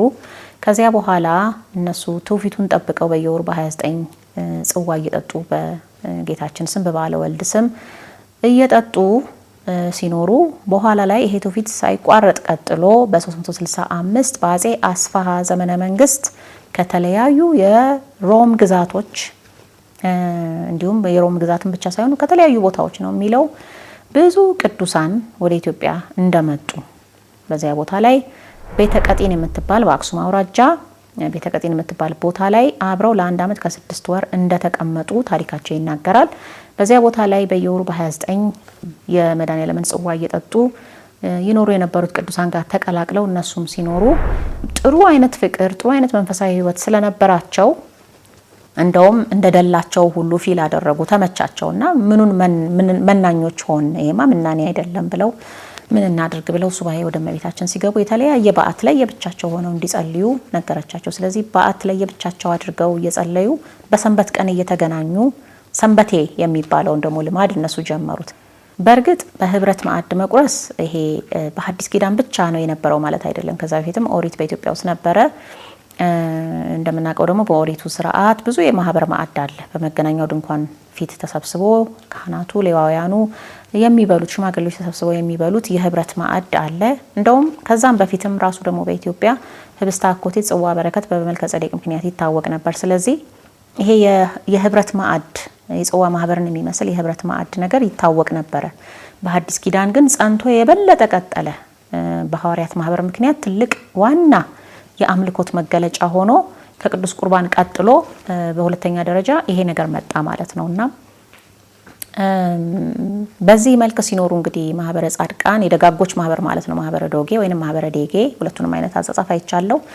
እነዚህ ጻድቃን አብረው በዛ መልክ ሲኖሩ 3000 ነበሩ ነው የሚባለው በመጀመሪያዎቹ ላይ በኋላ የተጨመሩት ማለት ነው 3000 ነበሩ ልክ እንደ ሐዋርያቱ በዛ 3000 ናቸው አይደል የመጀመሪያዎቹ ተጠማቂዎች በቅዱስ ጴጥሮስ ስብከት ያመኑት ኢየሩሳሌም ላይ የነበረው አክሱም ላይ ተደገመ ማለት ነውና በዛ መልክ በዛ ማህበር ሲኖሩ እንደውም ደስ የሚል ታሪክ አለ ጌታችን ራሱ በአምሳለ ንዳይ ተገልጾ የኔ ቢጤ መስሎ ማለት ነው አብሯቸው አንድ አመት ሙሉ ጽዋ ሲጠጣ አላወቁትም ጌታ መሆኑን ማናቸው እና ሙሴያቸው ወይንም ሰብሳቢያቸው ሳይዳ ይባላል እሱ ደሃን ይንቅ ስለነበረ ጌታችንን በትክክል አያስተናግደውም ነበርና የሆነ ጊዜ ላይ ግን ጌታ ራሱ ማህበሩን ደጋሽ ሆኖ አውጪ ሆኖ እንዳበላቸው እንዳጠጣቸው ከዚያም እንደገሰጻቸው ተአምራት አሳይቶ ማለትም ሰብሳቢው ሙሴውን እንደገሰጸው ደሃን መናቅ እንደማይገባ ይሄን እንደነገራቸው ሁሉ ይናገራል ዝርዝሩን አታች አድርግላችኋለሁ ቴሌግራም ላይ ማንበብ ትችላላችሁ ሰዓት እንዳልፈጅ ብቻ ነው መጠቃቀስላችሁ በኋላ ጌታችን እነዚህን ቅዱሳን ቃል ኪዳን ሰጥቷቸው እንደሰወራቸው ስውራን ሆኖ በኢትዮጵያ ምድር ላይ እንደሚኖሩ እንዳልሞቱ ይሄን ታሪካቸው ይናገራል ማለት ነው ገዳማቸው እስካሁን ድረስ በአክሱም አለ እና እንግዲህ የደሃና ሀብታም አንድ ላይ ሆኖ የሚበላበት ዙር ወይንም ተራ ይዞ በየወሩ ጽዋ የሚጠጣበት በየሳምንቱ ሰንበቴ የሚመገብበት ይሄ አጋፔ ፊስት ተብሎ በእንግሊዝኛው የሚጠራው በኢትዮጵያ ጥብቅ ቁርኝት ከሐዋርያት ጋር አለው ማለት ነው በኋላም ወደ ተለያዩ የሀገሪቱ ክፍሎች ተሰራጭቶ እስካሁን ድረስ እንግዲህ ጽዋ ማህበር የምንለው እና ሰንበቴ የምንለው ነገር እንግዲህ በተወሰነ መልኩ አንዳንድ ስርዓቶቹ እየወደቁም እየተነሱም እየተሻሩም እየተመለሱም ጥሩ ሆነው ቅርጻቸውን ሳይቀይሩ በመናውቀው ደረጃ በጥንት በመናውቀው ቅርጽ ቀጥለዋል ይሄ ሐዋርያት የሰጡን አንድ ትልቅ ተውፊት ነው በሌሎች አብያተ ክርስቲያናት ወይንም በሌሎች ሀገራት አጋፔ ፊስት የለም ወይ ካል በጣም በጥቂቱ ምልክቱ ነው ያለው ሌላ መልክ ይዞ ነው አሁን የሚገኘው ምልክቱም ራሱ ያለው እንደው እንደ ግብጽ ባሉ የጥንቱን ስርዓት ለመጠበቅ በሚታገሉ አብያተ ክርስቲያናት ነው እንጂ በምዕራቡ ዓለም በጣም ተረስቷል ወደ ኮፊ አወር ተቀይሯል ይሄ ሰንበቴ የምንለው ነገር በነገራችን ላይ የኢትዮጵያ ቤተክርስቲያን አንድ ዩኒክ የሚያደርጋት ምንድነው ቅዳሜንም ጭምር ለሰንበቴነት ተጠቀም የነበረ መሆኑ በጣም የሚታወቀው እሁድ ነው ግን ቅዳሜን ከቅዳሴ በኋላ ተሰብስቦ ሰንበቴ ጸበል ጸዲቅ መብላት መጠጣት ይሄ ነገር ከጥንት ጀምሮ የኢትዮጵያ ስርዓት እንደሆነ አጼ ገላውዲዮስ የሃይማኖታቸውን መግለጫ ለካቶሊኮች በጻፉት ጽሑፍ ውስጥ በዛው ተጠቅሶ ይገኛልና ልክ እንደ ሐዋርያቱ አይነት ስርዓት ይዞ እንዳለና ሌሎችም ያው ይመሰክራሉ ይሄንን በነግብጽ ቤተክርስቲያን ውስጥ ያለውን አይነት ስናየው ከሰንበቴና ከጽዋ ማህበር በጣም ይለያል እና ይሄ አንዳንድ ሰዎች ሲናገሩ ሰማለሁ የኢትዮጵያ ጽዋ ማህበር እኮ ዩኒክ አይደለም እንዴት ነው የሚለየው ሌላም ቦታ እኮ አጋፔ ፊስት የሚሉት አላቸው ምናምን ይላሉ በጣም ይለያል የግብጹ ለምሳሌ ኢብራኬ ህብስት የሚሉት ነገር አላቸው እዛው ቅዳሴው ላይ ሲቀደስ ከስጋው ደሙ ውጪ ሆኖ ግን ይጸለይበታል በኋላ ስጋው ደሙን ያልተቀበሉም የተቀበሉም ሰዎች ያንን የቡራኬ ህብስት ይመገባሉ በቃ ልክኛ ጸበል ጸዲቅ እንደምንለው ማለት ነው እንጂ ይሄ ተራ ይዞ ምናምን የሚደረግ ነገር የለም እንደገና ደግሞ በበዓላት ላይ ቻሪቲ ዲነር አይነት ነገር ድሆችን ማብላት ሊኖር ይችላል አብሮ ተሰብስቦ ቤተክርስቲያን ከቅዳሴ በኋላ መብላት ለምሳሌ በገና በፋሲካ ሊኖር ይችላል ከዛ ውጭ ግን ይሄ የሐዋርያትን ከቅዳሴ በኋላ ይይዙት የነበረውን ማዕድን ባርኮ በህብረት የመብላት የሚባለው ነገር የለምና ይሄንን እንደውም ትክክለኛውን ሬፈረንስ የሚሰጠኝን ሰርች ሳደርግ በጣም ብዙ ዳታቤዞች ላይ ፈልጊያለሁ ትክክለኛውን ሬፈረንስ አጥቼው ነው እንጂ ዊኪፒዲያ ሁሉ ጊዜ ስለማይገለጽ ለእንትን ተብሎ ማለት ነው ለሬፈረንስነት ዊኪፒዲያ ብቻውን ታማኝነት ስላልሆነ ነው እንጂ አጋፔ ፊስት ብላችሁ ዊኪፒዲያ ላይ ብታዩት በብዛት በሌሎች አብያተ ክርስቲያናትና ሀገራት ሲቀር በኢትዮጵያ ብቻ ቅርጹ ተጠብቆ አለ የሚል ዊኪፒዲያ ላይ ታያላችሁ የሚሰጡት ሬፈረንስ ግን ይሄንን ስፔሲፊካሊ የኢትዮጵያን ወይንም ደግሞ የሌሎች አሃት አብያተ ክርስቲያናትን የሚገልጸውን ፓርት ሳይሆን የአጋፔ ፊስትን ዴፊኒሽን ብቻ የሚገልጸውን ነው ችግሩና ይሄ እንግዲህ አንድ ሐዋርያትና ኢትዮጵያ የሚገናኙበት በጣም በጣም ጥልቅ ትስስራቸው ነው ማለት ነው እንደ ሶሻል ሴፍቲ ኔት ደሃን ማብላት ስለሚገባ ማለት ነው እንደ ሶሻል ሴፍቲ ኔት ብዙዎች ድሆች ብዙዎች ቀን የጣላቸው ሰዎች መከራቸውን ያለፉበት በእንደዚህ አይነት የጋራ ማዕድ ነው የሚበሉት ሳያጡ የሚጠጡት ሳያጡ እየበሉ እየጠጡ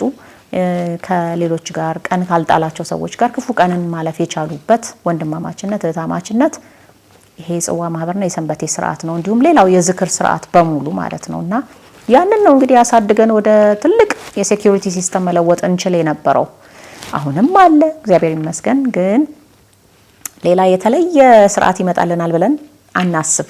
ይሄንኑ ነው በጣም ኢላቦሬት እያደረግን እያሳመርን እያስፋፋን ኢትዮጵያ ውስጥ ረሃብ ስጋት የማይሆንበት ትውልድ እስኪመጣ ድረስ ይሄንኑ የሐዋርያትን ብሌሲንግ ይዘን ነው መቀጠል ያለብን ማለት ነው እንጂ ልንሳለቅበት አይገባም። ዘኬ ጠላ እንደዚህ ምናምን እየተባለ ብዙ የማራከስ ነገር አለ። እኔ ምን አይነት ፍርድ እንደሚጠብቃቸው እንደዚህ አይነት ሰዎች አይ ሃቭ ኖ አይዲያ። ብቻ ከባድ ነው፣ በጣም ከባድ ነው። 10ኛውን አወራን። 11ኛና 12ኛውን ጠቀስ ብቻ ነው የማደርገው ጊዜ እንዳልፈጅ ማለት ነው። ደሞም በመጽሐፍቴም ላይ ብዙ አለ፣ እኔም እስከዛሬ ብዙ ይይበታለው። 11ኛው በሐዋርያት ቀኖና የመሩና ያስተዳደሩ ነገስታት በኢትዮጵያ መኖራቸው፣ በታሪክ መኖራቸው፣ ይሄ አንዱ ትልቁ ቁም ነገር ነው። አንድ ምሳሌ ብቻ ልጥቀስ። ለምሳሌ በላስታ ነገስታት በአጼ ላሊበላ በንጉስ ላሊበላ ጊዜ እጓለ ማውታን ወይንም እናት አባት የሌላቸው ህፃናት ብቻ እነሱ ብቻ የሚቀለቡበት ትልቅ ሰፊ የመንግስት መሬት እንደነበረ ይሄን ታሪካቸው ይናገራልና እዛም መሬት ላይ የሚመረተው ምርት ለድሆች ነው ማለት ነው። እንዲሁም ባለ የሞተባት ደካማ ሴት ካለች ወይንም አቅመ ደካሞች ካሉ እነሱ የሚመገቡት ነው ማለት ነው። ይሄ ቻሪቲ ስራ ነው ማለት ነውና እንዲህ አይነት ነገሮች ራሱ የሐዋርያት የሥርዓት መጽሐፍት የሚያዟቸው ናቸው። እናት አባት የሞቱባቸውን ባለ የሞተባትን ደካማ ሴት መርዳት እንዳትረሱ አባቶች እያለ እንግዲህ ሐዋርያው የሚያስጠነቀቀው ነገር አለ በመልእክቱ። በሥርዓት መጽሐፍትም አለ በዲድስቅልያ በቀሌምንጦስ በሌሎችም የሥርዓት መጽሐፍት ላይ የቸርነት የበጎነት የልግስና ስራ መሰራት አለመሰራቱን በከፍተኛ ትጋት እንዲቆጣጠሩ ለሐዋርያት ለተተኪዎቻቸው ለጳጳሳት ለኤጲስቆጶሳት ለካህናት አደራ ይላሉ። ይሄ ካልሆነ ቤተክርስቲያን አይደለችም እውነቱን ለመናገር። እና እንዲህ ያሉ ነገሮች እንግዲህ ከጥንትም ጀምሮ ልማዱ ነበረ። ኢቭን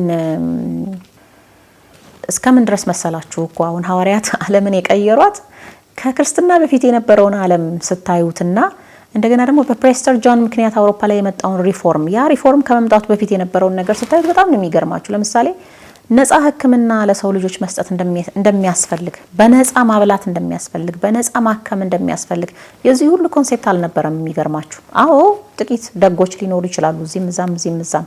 እግዚአብሔር ሁሉ ጊዜም ደግ ሰዎች አያጣም ከየትኛውም ሀገር ከየትኛውም ዘመን። ግን ሰፊ ንቃተ ህሊና ግን አልነበረም። ዓለማችን ብዙም እንደዛ አይነት ነገር አልነበራትም።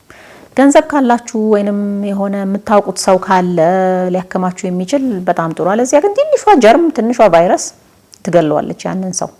እንደዚህ የሆስፒታል ሄዶ ደሃ የሚታከምበት ቤተ ህሙማን ወይንም ያለም እንደዛ አይነት ግንዛቤ አልነበረም።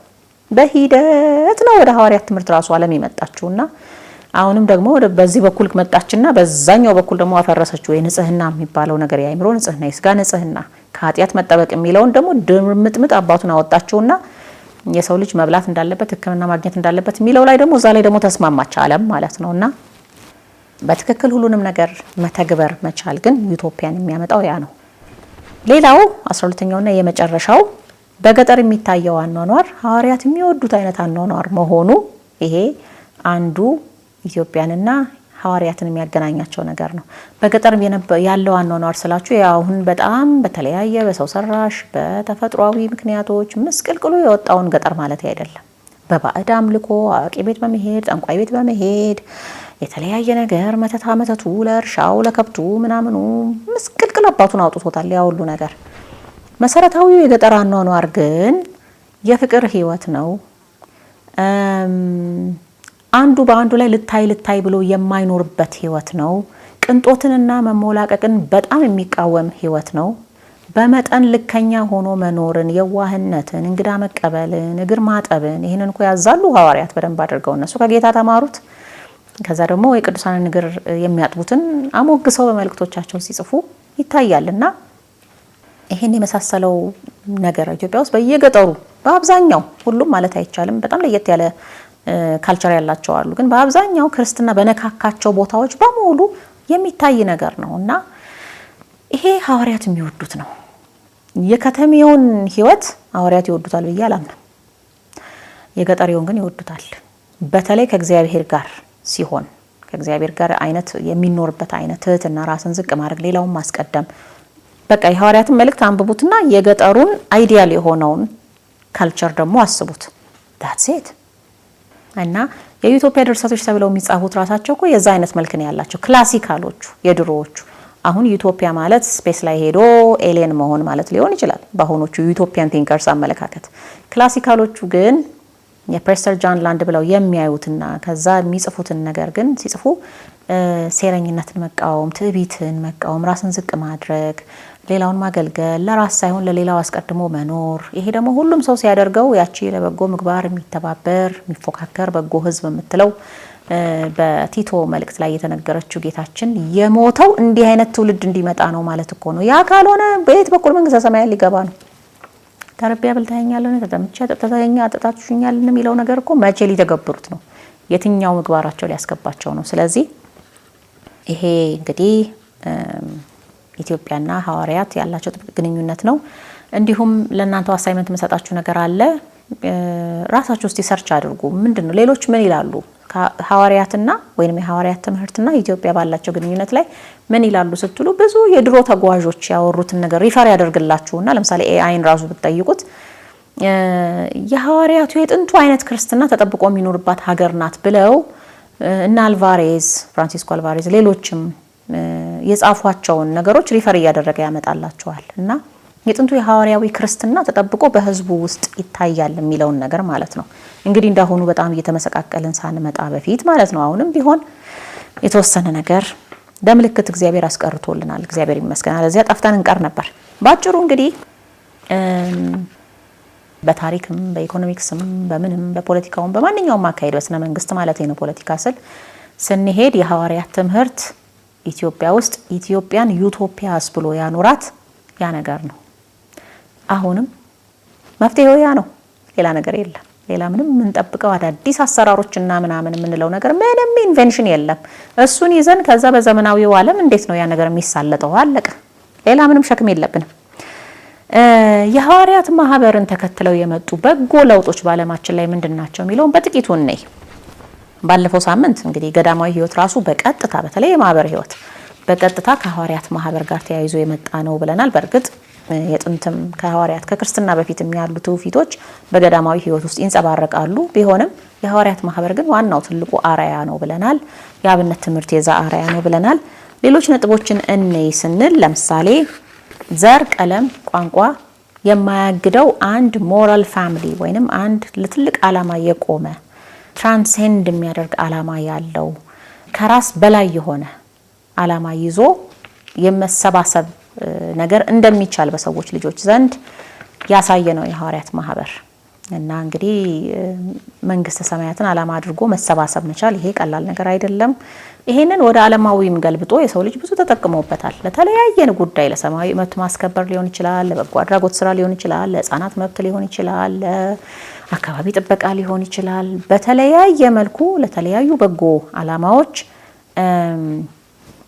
ዘር ወይንም ቋንቋ ወይንም ቀለም ሳይወስናቸው ሰዎች መሰባሰብ እንደሚችሉ ይሄንን ሐዋርያት ናቸው ያሳዩን ማለት ነው። እንግዲህ እነሱ ባያሳዩን ምን እንሆን ነበር? እኔ እንጃ። ወንጌል ባይመጣ እኮ በምድራችን ላይ ድሮ ነበር እንግዲህ ዓለም የምታልፈው። አሁን ናቲንግ ምንም አይኖርም ነበር ማለት ነው። ጻድቃን ብቻ በገነት ይኖራሉ፣ በመንግስተ ሰማያት ይኖራሉ። ሌሎቻችን የት እንደምንሆን እንጃ። እና እንደዛ ነበር የምንሆነው። ትራንስናሽናል የሚለው ኮንሴፕት እዚህ ጋር መግለጽ ያስፈልገኛል። ትራንስናሽናል ማለት ቤተክርስቲያን ትራንስናሽናል ናት። የድንበር ገደብ የለባትም፣ ትሻገራለች። ዓለም አቀፋዊ የሚያደርጋት ያ ነው። ያ ማለት ግን ዲናሽናላይዝድ ናት ማለት አይደለም። አሁን እዚህ ጋር በደንብ ልዩነቱን ስሙኝ። እናንተ ሰንደቅ ዓላማ፣ ግዕዝ ቋንቋ ምናምን ለክርስትና መሰረት አይደለም፣ እንደዚህ የኢትዮጵያዊ ትውፊት ከሌላው በልጧል ማለት የለብንም። በክርስቶስ እስካመን ድረስ ከሁሉም ጋር አንድ ነን። ይሄ ኢኩሜኒዝም ምች የመታችሁ በሙሉ ማለት ነው። የምትሰሙ ከሆነ እዚህ ጋር ስሙ፣ አለዚያ ደግሞ እናንተ የምትሰሙት ሂዱና ንገሯቸው። ቤተክርስቲያን ትራንስናሽናል ናት ማለት ቤተክርስቲያን ዲናሽናላይዝድ መሆን አለባት ማለት አይደለም። ትራንስናሽናል ማለት ይሄ ያለውን ጠብቆ ከዛኛው ጋር ቦርደር ክሮስ አድርጎ መተባበር ሲችል አንድ ላይ አብሮ ማዕድ መቁረስ ሲችል ማለት ነው። የኢትዮጵያ ቤተክርስቲያን፣ የግብጽ ቤተክርስቲያን፣ የአርመን ቤተክርስቲያን፣ የሶሪያ ቤተክርስቲያን፣ የኤርትራ ቤተክርስቲያን፣ የኤርትራ ያው እንግዲህ ስለተገነጠለች ማለት ነው ከኢትዮጵያ ጋር አብራችሁ ቁጠሯት። በብዙ ነገር ትውፊቱ አንድ ስለሆነ ቦርደሩን ክሮስ አድርገው ሲሄዱ ትራንስናሽናል ሆኑ ይባላል። ዲናሽናላይዝ ማለት ግን የዛን ሀገር ዩኒክ የሆነ እሴት ጥንት የነበረው ሃይማኖታዊ ታሪኩን ይዞ የመጣውን ነገር ዩኒክሊ የዛ ሀገር ካልቸር ስለሆነ ወይንም የዛ ሀገር ናሽናል መገለጫው ብሔራዊ መገለጫው ስለሆነ ብቻ ይላቀቅ ብለን ሐሳብ ስናመጣ ይሄ ዲናሽናላይዝ እያደረግን ነው። ትራንስናሽናሊዝም ቆንጆ ነገር ነው። ዲናሽናላይዜሽን ግን ወንጀል ነው። ምክንያቱም አንድን ካልቸር እሴቱን መንጠቅ፣ ለምሳሌ ግዕዝ ምን ያደርጋል? ግዕዝ አያጸድቅም፣ ግዕዝ ስለተናገረ ሰው አይጸድቅም ምናምን የምትሉ ዲያቆንን የምትሉ ሁሉ አላችሁ። ይሄ እኮ ወንጀል ነው። እወቀው ተብሎ ኢንካሬጅ ይደረጋል እንጂ በርታ ተማረው ይባላል እንጂ በዚህ እኮ አይጸደቅም፣ በዚህ እኮ እና እናንተ ልትጸድቁ ነው አሁን ይሄንን በማውራት ይጸደቃልስ ብላችሁ ታስባላችሁ? ግዕዝን በማንቋሸሽ ትጸድቃላችሁ የሚል ካለ እስኪ ጥቅስ አሳዩኝ መጽሐፍ ቅዱስ ላይ እንደዛ የሚል ነገር ካለ። ወይም ደግሞ ምንድነው እንግዲህ ጽዋ ማህበር ምናምን እኮ ባንገባም ግዴታ አይደለም ዋናው በክርስቶስ ማመናችን ነው ምናምን የምትሉ ኦርቶዶክስ ነን ብላችሁ የምታስቡ አላችሁ። እና ምናልባት እንግዲህ የግሪክ ኦርቶዶክስ ልትሆኑ ትችላላችሁ ወይንም ራሺያ ኦርቶዶክስ ልትሆኑ ትችላላችሁ። የኦርቶዶክስ ተዋህዶ እምነት ተከታይ ነን ለማለት ግን በጣም ብዙ ይቀራችኋል። ንዑሰ ክርስቲያን ናችሁ እናንተ። ግርዛት ለመዳን ምክንያት አይደለም ምናምን ትላላችሁ። ቅዱስ ጳውሎስ ስለ አሕዛብ የጻፈውን ተውትና እዛው እኮ ወረድ ብላችሁ ደግሞ ስታነቡት የተገረዘ ቢኖር ወደ ቆላፍነት አይመለስ ይላል። ግርዛትን ከተቀበልን በኋላ ግርዛት እንደገና የምንሽረው ለምንድን ነው? ወይንስ እንደ ድሮቹ አይሁዶች አንዳንድ ጊዜ ሮም መቼም የሮም ካልቸር ውስጥ በጣም ብዙ ችግር ነበረ ድሮና ተገርዘው የነበሩ አይሁዶች ከጀንታይል ካልተገረዙት አይሁዶች ጋር ስዊሚንግ ፑል ላይ ሲገናኙ አሉ አንዳንድ ጊዜ ያፍራሉ ስለተገረዙ። ምክንያቱም ሮማውያኑ አይገረዙም ነበርና ወደ ለምሳሌ ሻወር ለመውሰድ ሊሆን ይችላል። መቼም እኔ ወንዶቹ የት እንደሚገናኙ አላውቅም። ሲተያዩ ደስ ስለማይላቸው አይሁዶቹ መገረዛቸው ያሳፍራቸው ሁሉ ስለነበረ ቆዳቸውን እንደገና አስጎትተው ያልተገረዘ ለመሆን በጣም ፔንፉል ፕሮሲጀር ውስጥ ይገቡ ነበር። እንደዛ እንሁን፣ እንደዛ ነው የምትፈልጉት? ግርዛት አያጸድቅም ምናምን የምትሉት የተገረዘ ቢኖር ወደ ቆላፍነት አይመለስ የሚለውን ጥቅስ እንዴት ነው የምታዩት? ይሄ መናፍቃንም ያወራሉ፣ የኦርቶዶክሶችም ደግሞ እንደዛ ማውራት ጀምረዋል። ማንም ከትእዛዛት መካከል አንዲቱን ታናሽ ናት ብሎ የሚያስተምር በመንግስተ ሰማያት ታናሽ ይባላል ይላል። እናንተ ንዑሰ ክርስቲያን ናችሁ፣ መቁረብ እኮ አትችሉም። እንደዚህ እያወራችሁ መምህራን ነን ብላችሁ ራሱ እንደዚህ የምታወሩ ማለት ነው። ቁርባን መቀበል አትችሉም። ስጋው ደግሞ አልበቃችሁም፣ ለዛ አልደረሳችሁ። ጻው ንዑሰ ክርስቲያን ሲባል መሄድ ነው። ምክንያቱም የእግዚአብሔርን ትእዛዛት የሆነ ጊዜ እግዚአብሔር ለአብርሃም ሰጥቶት የነበረውን፣ የሆነ ጊዜ እግዚአብሔር ለሙሴ ሰጥቶት የነበረውን፣ የሆነ ጊዜ እግዚአብሔር ለሐዋርያት የሰጠውን እያናናቃችሁ ለኖህ የሰጠውን ሰንደቅ ዓላማ ቃል ኪዳን አረንጓዴ ቢጫ ቀይ ለመዳናችን እኮ ምክንያት አይደለም ምናምን እሱን ሁሉ እየናቃችሁ ስጋው ደግሞ መቀበል አትችሉም። ንዑሰ ክርስቲያን ናችሁ። ምክንያቱም የተሰጠውን ትእዛዝ ከማንኛውም ትእዛዝ እኮ ነው ያለው። አንዲቱንም ልሽር አልመጣሁም ነው ያለው።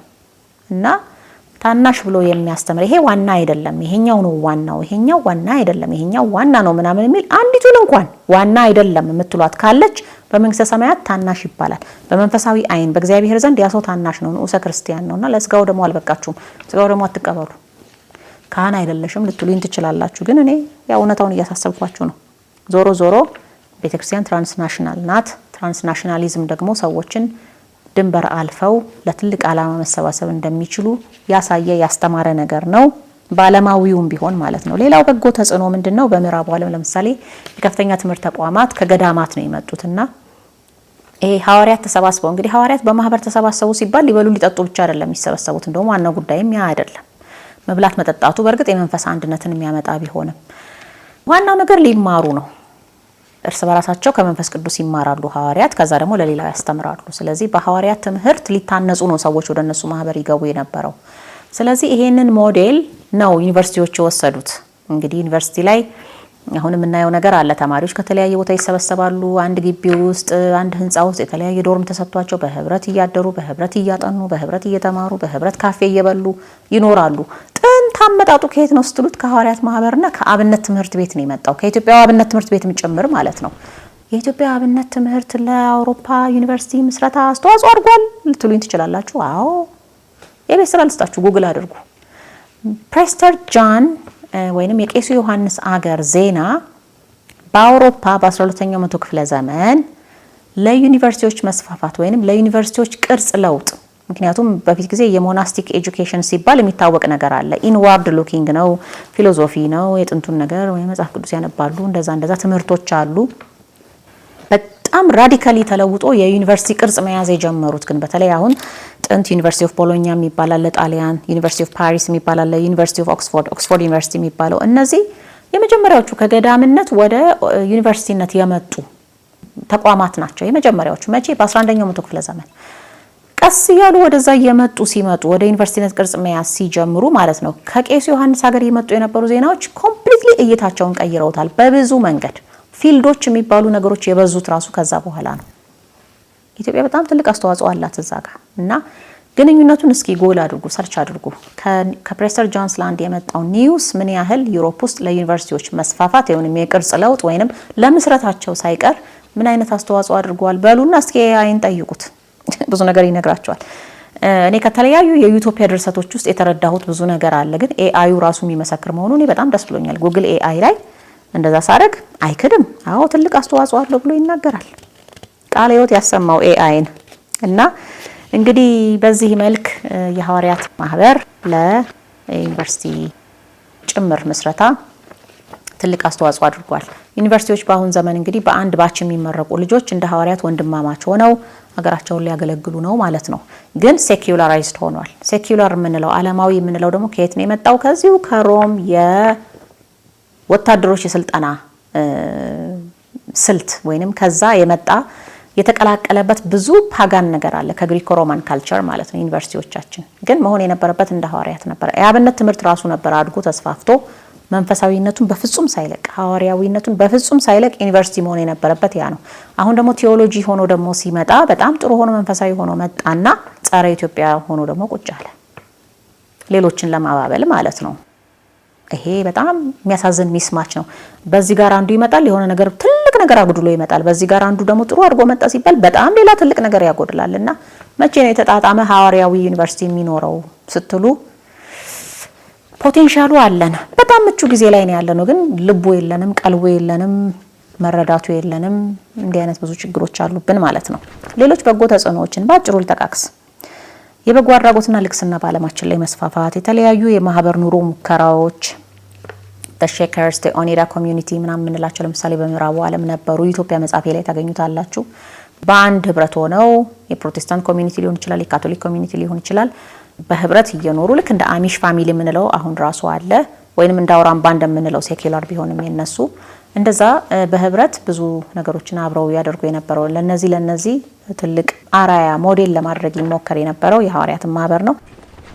ሌሎችም ሀሳቦች ለምሳሌ የድሆች ዌልፌር ሲስተም፣ የሶሻል ሴኩሪቲ ሲስተም፣ የጤና ኢንሹራንስ ወይንም ነጻ ሕክምና፣ ነጻ የትምህርትና የሙያ ስልጠና፣ የሰው ልጅ ትምህርት መማር በራሱ መብቱ እንደሆነ በኋላ እኮ ነው የነቃ ነው። ድሮ አናቅም ነበር።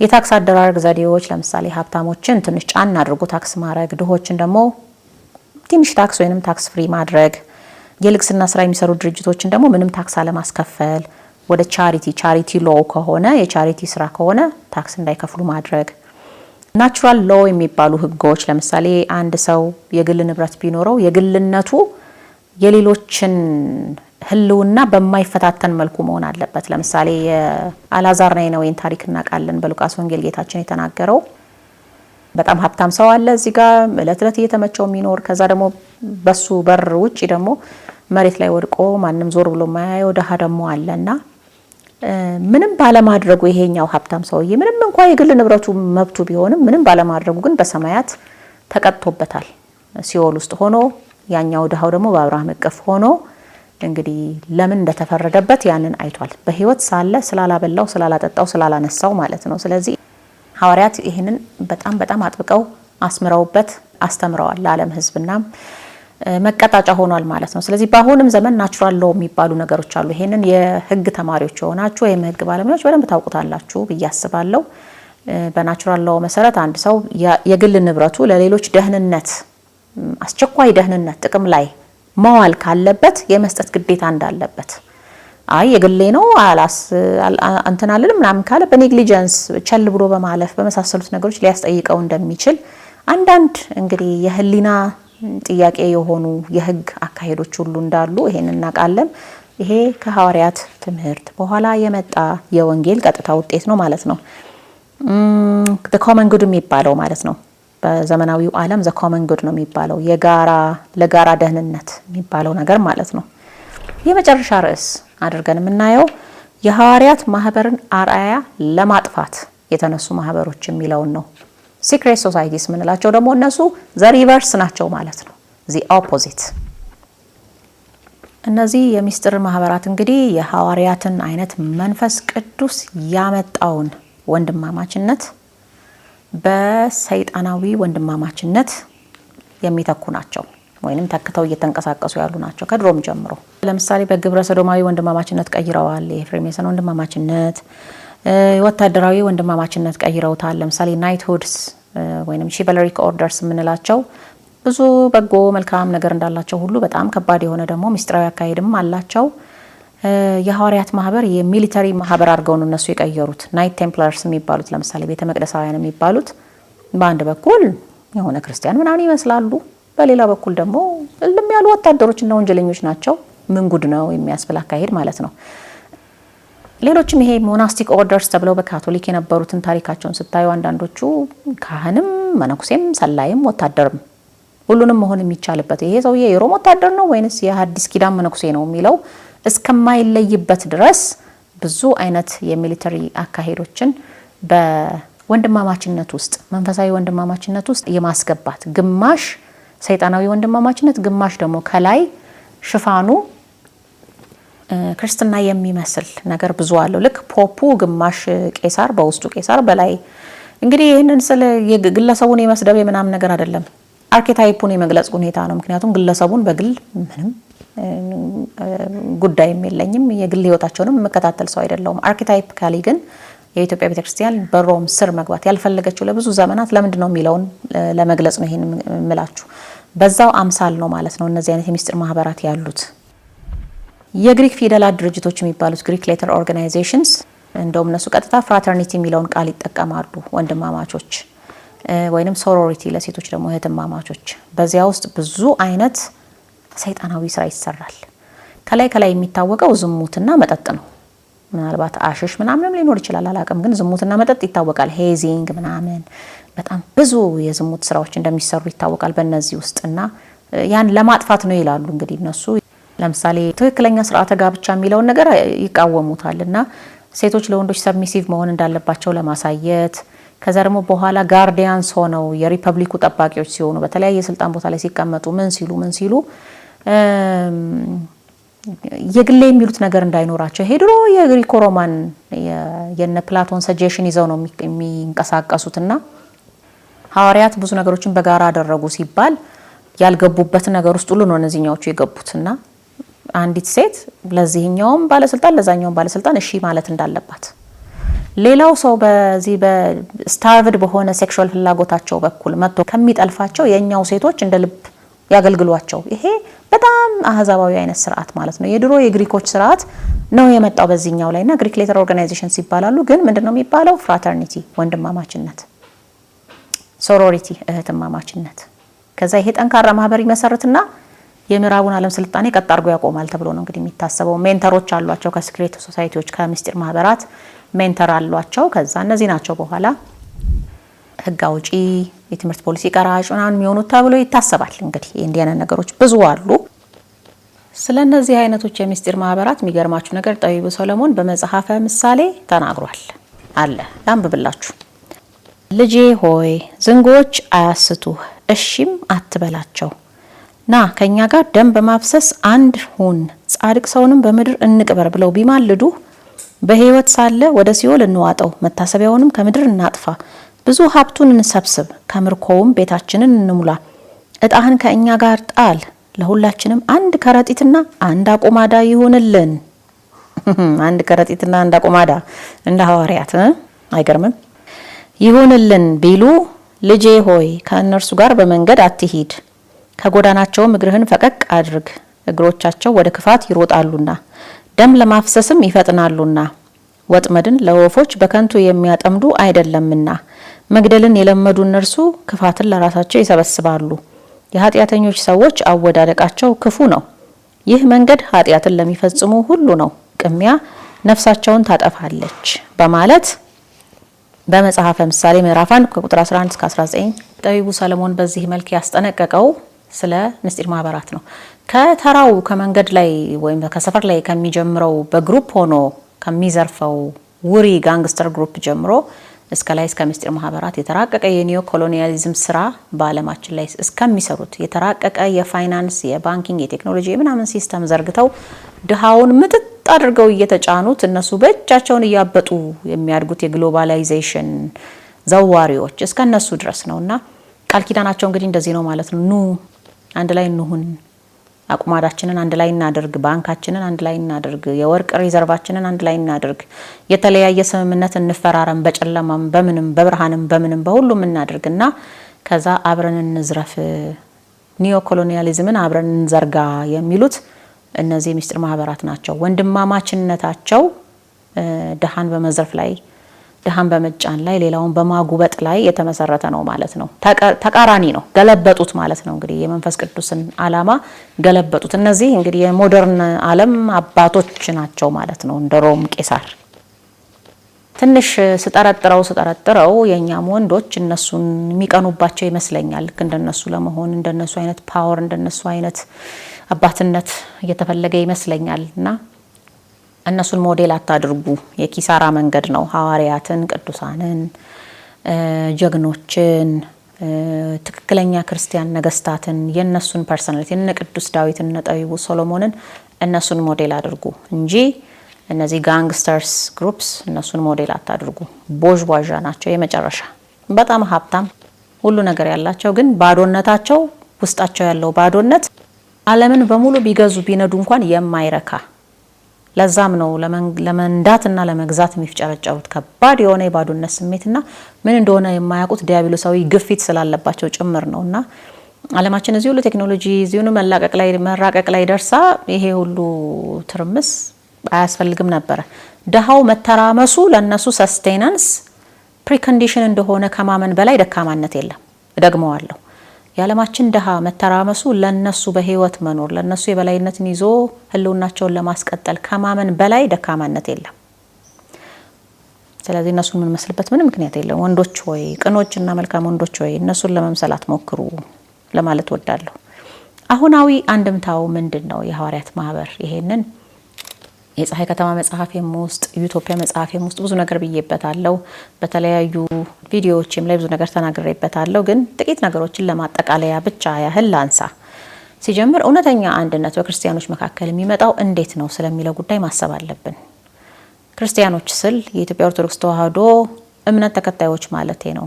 ሌሎች ከእናንተ ጋር አንድነት የለንም የእኛን ኢየሱስ እናንተ አታውቁትም ስላሉን ወይም ደግሞ በሮማ ፓፓ ስር ካልገባችሁ ክርስቲያን መሆናችሁ ውሸት ነው ስላሉን በጊዜ ነግረውናል። ጊዜያችንን አናጠፋም። ስለዚህ እኛ እንዴት ነው እውነተኛ አንድነት በመሃላችን የሚመጣው? እንዴት ነው ትክክለኛ ጽዮናውያን የምንሆነው? ዘር፣ ቋንቋ፣ ቀለም የሚባሉት ነገሮች ገደብ ሳይሆኑብን፣ የትምህርት ደረጃ፣ የሀብት ደረጃ የሚባሉት ነገሮች ገደብ ሳይሆኑብን፣ እንዴት ነው የጂኦግራፊ መለያየት፣ መራራቅ ምክንያት ሳይሆንብን እንዴት ነው ወደ አንድ ሀሳብ የምንመጣው የሚለው ላይ ማሰብ፣ ይሄንን ደግሞ የእግዚአብሔርን እርዳታ የመንፈስ ቅዱስን ምሪት ስለዚህ ጉዳይ መጠየቅ፣ ማሰብ፣ መመራመር እጅግ በጣም አስፈላጊ ሐዋርያትንም የሚያስደስት ትልቅ ቁም ነገር ነው ማለት ነው። ዩቶፒያ እዛ ጋር ነው እንግዲህ ለአንድ ዓላማ ለአንዲት ምድረ ገነት እውን ለማድረግ የተሰለፈ ሰው ነው ኢትዮጵያዊ የሚባለውና ያንን እውን ለማድረግ በሚያደርጋቸው የአንድነት ሂደቶች ውስጥ ብዙ ንስሐ፣ ብዙ የዲያብሎስን ሴራ መስበር፣ ብዙ የትንሳኤ ልቦና የንቃተ ህሊና ጉዞ ስለሚኖር ብዙ መታደስ በውስጥ ስለሚኖር ይሄ ነው እንግዲህ ለጽድቅ የሚያበቃን ማለት ነው፣ ለመንግስተ ሰማያት የሚያበቃን ያ ነው። ከዚሁ ጋር ተያይዞ ሌሎች እየቀመሩ ከሚሰጡን የብሔር ፖለቲካ እንዴት ራሳችንን እናላቅ፣ ማህበራዊ ህይወታችንን ለመንፈሳዊ እድገታችን እንዴት እንጠቀምበት፣ ዝም ብሎ በዘልማድ የሚደረግ ለቅሶ፣ በዘልማድ የሚደረግ ሰርግ፣ በዘልማድ የሚደረግ ታመመ መጠየቅ፣ በዘልማድ የሚደረጉ ነገሮች ቀርተው እንዴት ነው ለመንፈሳዊ ዓላማ የምናውለው፣ ለመንፈሳዊ እድገታችን ራሱ የምንጠቀመው እንዴት ነው? ከይሉኝታ ባሻገር እውነተኛ ህብረት የሚመጣው እንዴት ነው? እኔ እዚህ ጋር አንድ ነገር ማለት እችላለሁ። ለመጠየቅ ያህል በሚጠይቁ ሰዎችና በእውነተኛ ክርስቲያናዊ አንድነት ሰውን በሚጠይቁ ሰዎች መካከል ትልቅ ልዩነት አለ። ቤት ለቤት በሚደረጉ ማህበራዊ ህይወቶች ውስጥ ማለት ነው። የእግዚአብሔርን ትእዛዝ ለመፈጸም ብሎ ለክርስቲያናዊ ስነ ምግባር ብሎ ሌላ ሰው ጋር የሚመጣ ሰው ያን ሰው በጸሎትም ይረዳል፣ በተለያየ መንገድ ይረዳል። ምክር በጣም ከልቦና የፈለቁ እውነተኛ ምክሮችን ይሰጣል። ዝም ብሎ በይሉኝታ የሚያደርግ ሰው ደግሞ እንዲሁ መጥቶ ያልተገናኘ ነገር አውርቶ በቃ ደርሷል ለመባል ያህል፣ አይቷል ለመባል ያህል፣ ጠይቃለች ለመባል ያህል ብቻ አድርጎ ሊሄድ ይችላል። በሁለቱ መካከል ከፍተኛ ልዩነት አለና እውነተኛው ህብረት ግን ማህበራዊ ህይወት ሰውን ወደ መንፈሳዊ ህይወት ሊያቀርበው ይገባል። ያ እንዴት ነው የሚመጣው? ይሄ አንድ የሚታሰብ ነገር ነው። ሌላው የረሳናቸውን የተውናቸውን ህጎች አተኩረን ልናስብ ያስፈልጋል። ሐዋርያት ወደ ሰሩት ስርዓት ቀኖና መመለስ ያስፈልጋል። አጥቢያዎች እንዴት ይደራጁ፣ ድሆች እንዴት ይረዱ፣ የቤተ ክርስቲያን ገንዘብ የካህናትን፣ የመነኮሳትን፣ የምእመናንን ደህንነት ለማስጠበቅ እንዴት ነው ኢፌክቲቭሊ ጥቅም ላይ መዋል የሚችለው። ባንክ ውስጥ ብዙ ገንዘብ አለ ይባላል በየቤተ ክርስቲያናቱ ወይም ደግሞ በአጠቃላይ እንደተቋም። ያ እንዴት ነው ለትክክለኛ ክርስቲያናዊ ዓላማ በሐዋርያት ቀኖና መሰረት ቢተዳደር ምእመኑ እንዴት ነው ጥቅም ላይ መዋል የሚችለው የሚለውን ማሰብ ያስፈልጋል። እዚህ ጋር ተያይዞ መታሰብ ያለበት የክህነት መንግስት ወይም ሮያል ፕሪስትሁድ የሚባለው ጉዳይ ነው። በቤተ ክርስቲያን በምእመናን ላይ መንግስት መሆን የሚችሉት ካህናት ናቸው። ካህናት መንግስት ናቸው። የክህነት መንግስት የተባለው ለዛ ነው በመጽሐፍ ቅዱስ ላይ። እንዴት ነው መንግስት መሆን የሚችሉት በህዝቡ ላይ? ለዓለም ለነ ኢሉሚናቲ ህዝቡን በስጋው አሳልፈው ሰጥተው እነሱ በንስሐ ጉዳይ ላይ ብቻ አይደለም መገናኘት ያለባቸው። ሊደርሺፓቸውን በጣም ማስፋት አለባቸው። ምክንያቱም የዓለም መንግስታት እንደተውን እየነገሩን ነው። በጣም ጥሩ ነው እኮ ግን ካህናትን ወደ መንግስትነት ለማምጣት ነው ቦታ እየለቀቁ ያለው። አልገባቸውም ግን ከ1966 በኋላ ያሉ መንግስታት ታማኝነታቸውን ለቤተክርስቲያን እንዳልሆነ ተናግረዋል። ለእግዚአብሔር ወይም ለቤተክርስቲያን ወይም ለመንፈስ ቅዱስ አይደለም የኛ ታማኝነታችን አሉና፣ ወይ ለዓለም ወዛደሮች አሉ እንደ ደርግ ማለት ነው፣ ለማርክሲዝም ሌኒኒዝም አይዲዮሎጂ ነው የቆም ነው አሉ፣ ወይ ደግሞ ለሲአይኤ እና ለኒዮ ሊበራሊዝም ኢኮኖሚ ፖሊሲ ነው እንደ ኢህአዴግና አሁን ያው የቀጠለው የኒዮ ሊበራሊዝም ኢኮኖሚክ ፖሊሲ ነው በዚህ በብልጽግና መንግስት የሚቀጠለውና ታማኝነታቸው ለምዕራባውያን የኢኮኖሚ ፖሊሲ እንደሆነ ነግረውናል። የበፊቱ ወደ ምስራቁ ነበር የሚያደላው ወይም ደግሞ ኮሚኒዝም እንኳን ከራሺያ ብቻ ተነስቷል ብዬ አላምንም። ቢሆንም ዞሮ ዞሮ ለኢትዮጵያ አይደለም ታማኝነታቸው፣ በክብረ ነገስት ላይ ስለምናቃት ኢትዮጵያ አይደለም። ይሄንን በግልጽ ስለነገሩን በገዛ ራሳቸው ተቀንሰዋል። ስለዚህ they exist but they don't exist ሁለቱንም ሁኔታ ላይ ነው ያሉት። በእግዚአብሔር እይታ they don't exist ኤግዚስተንስ የላቸውም። እነዚህ ስትራክቸሮች ያመኑት አካል ነው ህልውናቸውን የሚወስነው። ሲአይኤ ከሆነ ሲአይኤ፣ የሞሳድ ከሆነ ሞሳድ፣ ኬጂቢ ከሆነ ኬጂቢ እነሱ እስከፈቀዱላቸው ድረስ ብቻ ነው የሚኖሩት እንጂ ምንም አይነት ከክህነት መንግስት ጋር የሚገናኝ ነገር የለውም። በእግዚአብሔርም እይታ ዘላለማዊ የሆነ ህልውና ያለውም ነገር አይደለም። ለልጅ ልጅ የሚተላለፍ መንፈሳዊ የሆነ ስርዓትም የለውም። አኖማሊ ነው ማለት ነው። ኢትስ ጀስት አ ግሊች ኢን አ ቴክኒካል ሲስተም ብላችሁ አስቡት በቴክኖሎጂኛ ብናወራው። ስለዚህ ራሱን ስለቀነሰ ከዚህ ከክህነት መንግስት ከሚባለው በረከት ራሳቸውን የቀነሱ ስለሆኑ ዘመናዊ የኢትዮጵያ መንግስታት የመንግስትነት ስልጣን በካህናት እጅ ወድቋል። ዳስ ዋት ኢት ኢዝ እውነታው ያ ነው። እየጠፋን እየመሰለን ነው፣ ግን ወደ ቦታችን እየተመለስን ነው። ሌሎች ባጠፉ ቁጥር እየቀነሱ ነው ራሳቸውንና ሌላ ስፔስ እኛም ራሳችን የተውነውን ስፔስ ክሌም እንድናደርግ መንገድ እየከፈቱልን ነው። ስለዚህ አያገባኝም። አሁን ለምሳሌ በዚህ መንግስት ውስጥ የአንድ ኦርቶዶክሳዊ ሞት አያገባኝም ካለ በጣም ጥሩ፣ አሁን እኛንን የሚያገባን ማለት ነው። ስለዚህ ሌትስ ስቴፕ ዘ ጌም አፕ። ስለዚህ ካህናቱ ምንድነው መሆን ያለባቸው? መንግስት መሆን አለባቸው ማለት ነው። ድሮም እንደዛ ነው መሆን የነበረባቸው፣ ረስተውት ነው እንጂ መጽሐፍ ቅዱስ ላይ ሐዋርያት ያወጁት የክህነትን መንግስት ነው ብያቸዋለሁ። ስለዚህ ጉዳይ ማሰብ አለባቸው። በአብነት ትምህርት ከፍተኛ የሆነ የአስተዳደር ብቃት ይዘው የሚመረቁበት ሁኔታ መኖር አለበት። ዩቶፒያን ቲንከርስ መሆን አለባቸው። ሮያል ፕሪስትስ መሆን አለባቸው። ረስተውታል። ብዙ የረሱት ሮል አላቸው። ካህናት አስተዳደር ላይ በጣም ጥበበኞች መሆን አለባቸው። ድሮም እኮ ለነገሩ ያው የሃይማኖት አባቶች ናቸው እዚህ ሀገር መሪ ነው የሚባሉት አይደል? ከዓለማዊ መንግስታት ይልቅ የሃይማኖት መሪዎቹን የሚያምን ህዝብ ነው ይባላል። በኦርቶዶክሱም ብቻ ሳይሆን በሌላውም በዛ ደረጃ ነው ያለው። እውነታው ያ ነው። ግን ያንን ቀውስን ለመፍታት በሚያስችል ደረጃ አንድ አካል ራሱን ለዛ ለማብቃት ሲሞክር ከፍተኛ የሆነ እድገት ያስመዘግባልና የካህናት ድርሻ ያ ነው ብዬ አስባለሁኝ። ነገር ግን አንድ ነገር ብዬ ላጠቃል። ይሄንን በዩቶፒያ መጽሐፌና በፀሐይ ከተማ መጽሐፌ ላይ የሰጠኋቸውን ሪኮሜንዴሽኖች በተለይ ዘርዘር ያለ ሪኮሜንዴሽን ከፈለጋችሁ የፀሐይ ከተማ መጽሐፌ ላይ ነው ያለው። ግን ዝርዝሩ እዛ ጋር ያበቃል ማለት አይደለም። እዛም ላይ የተወሰነ ነገር ጠቁሜ ነው ያለፍኩት። እናንተም ራሳችሁ ከስርዓት መጽሐፍትም ይሁን ከማንኛውም በመንፈስ ቅዱስ ምሪት ከመጽሐፍ ቅዱስም የምትገነዘቡት መሆን ያለበት ነገር አለ። ያ መሆን ያለበት መምጣት ያለበት ነገር በየአጥቢያው ምንድነው ብላችሁ ብትጠይቁኝ በአንድ ቃል ባስቀምጠው እንደ መዝጊያ እንዲህ ይላል። አንተ ወይም አንቺ በድንገት ብትሞት ወይንም ብትሞቺ ልጆችህ ወይንም ልጆችሽ ምንም እንደማይሆኑ እርግጠኛ እስከምትሆንበት ወይንም እስከምትሆኝበት ድረስ የሚያደርስ አንድነት ወይንም ህብረት በየአጥቢያው ሲፈጠር። ቀለል ለማድረግ ቃሉን እኔ ብሞት በድንገት ብሞት ልጆቼ ምንም እንደማይሆኑ አለሁ ባይ እንደማያጡ የሚያስተምራቸው እንደማያጡ የሚያበላቸው እንደማያጡ በመንፈሳዊም በዓለማዊም መንገድ የሚመራቸው እንደማያጡ እርግጠኛ እስከመሆንበት ያህል የዛን አይነት ህብረት በየአጥቢያው እስኪመጣ ድረስ ነው እንግዲህ የሐዋርያት ማህበር ምንድነው ለአንድምታው ለዚህ ዘመን የሚለውን ማሰብ ያለብን ማለት ነው። ይሄ ሲሆን ዩቶፒያኒዝም ወይንም ዩቶፒያ እውን ሆነች ማለት ነው። ይሄን ለማድረግ ደግሞ ስንነሳሳ ገና ስንቱን አሳምነን ምናምን አይደለም። የእግዚአብሔር እርዳታ አለበት በውስጡ። ምክንያቱም የሚፈልገው ይሄንን ነው። ሌላ ምንም የሚፈልገው ነገር የለም እኮ። ክርስቶስ የሞተው እኮ ይሄ እንዲመጣ ነው። እርስ በራሳችሁ የሚለው ትእዛዝ እስኪፈጸም ድረስ ነው። እርስ በራሳችሁ ተዋደዱ፣ እርስ በራሳችሁ አትነካከሱ፣ እርስ በራሳችሁ አንድ ሁኑ፣ እርስ በራሳችሁ እንደዚህ እንደዛ እየተባለ በጣም ብዙ ትእዛዝ ተሰጥቶናል። እርስ በራሳችሁ ለሚለው እርስ በራሱ የቆመ ተባብሮ የቆመ ከራሱ አልፎ ለሌላውም ይተርፋል፣ ለትውልድ ይተርፋል። ስለዚህ ይሄ ነው የሐዋርያት ማህበር አንድምታ ባጭሩ ማለት ነው። ልድገመው በጣም አስፈላጊ ስለሆነ ዛሬ እኔ ወይም አንተ ልጆች ያላችሁ ወላጆች ክርስቲያኖች ድንገት ብትሞቱ ልጆቻችሁ ምንም እንደማይሆኑ እርግጠኛ የምትሆኑበት ስርዓት እስከሚመሰረት ድረስ የሚቀበላቸው አካል አለ ማለት ነው። ሜንታሊ፣ ኢሞሽናሊ፣ ፊዚካሊ፣ ስፒሪቹዋሊ በሁሉም ነገር እንክብካቤ አግኝተው የሚያድጉበት አይነት የሚያውቃቸው በዛ ደረጃ የሚያውቃቸውና በሴፍቲ ኔትወርክ ውስጥ የሚጠብቃቸው አጥቢያ አደረጃጀት በየከተማው በየገጠሩ እስኪፈጠር ድረስ ማለት ነው።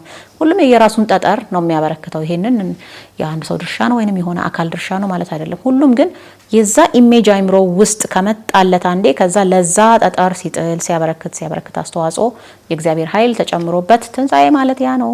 ዩቶፒያ ማለት ያቺ ናት። ሌላ የምንጠብቀው ኢኖቬሽን የለም። ከቴክኖሎጂ በስተቀር ምንም ነገር ይለወጣል ብዬ የማስበው ነገር የለም። ዛሬ ቨርዥን 1 ከሆነ የአንድ ዕቃ ነገ ቨርዥን 2 ይሆናል፣ ከነገ ወዲያ ቨርዥን 3 ይሆናል። ሌላ ምንም ዓለማችን የምታየው ፕሮግረስ የለም። ዛሬ በአንድ ሰዓት የሆነ ቦታ ላይ እንደርስ ይሆናል፣ ነገ በ5 ደቂቃ ሊሆን ይችላል። ቴክኖሎጂካል አድቫንስመንት ብቻ ነው አዲሱ ነገር በዓለማችን ላይ፣ ሌላ ምንም አዲስ ነገር የለም። ይሄ ቴክኖሎጂካል አድቫንስመንትም ቢሆን በወደቁት መላእክት ዘንድ ድሮም ይታወቃል። ምናልባት ከጥፋት ውሃ በፊት በሆነ መልክ ይታወቅ የነበረ ነገር ሊሆን ይችላል አናውቅም። ከፀሐይ በታች አዲስ ነገር የለም። ከክርስቶስ ውጪ ሌላ ምንም እንጠብቀው አዲስ ነገር የለም። እሱ የሰጠንን መመሪያ በሐዋርያት ዝርዝር መመሪያ መሰረት መንዝረን መሬት ላይ ማውረድ ነው። ሌላ ምንም ነገር የለንም ማለት ነው። ጨርሻለሁ ስለ ሐዋርያት ማህበር።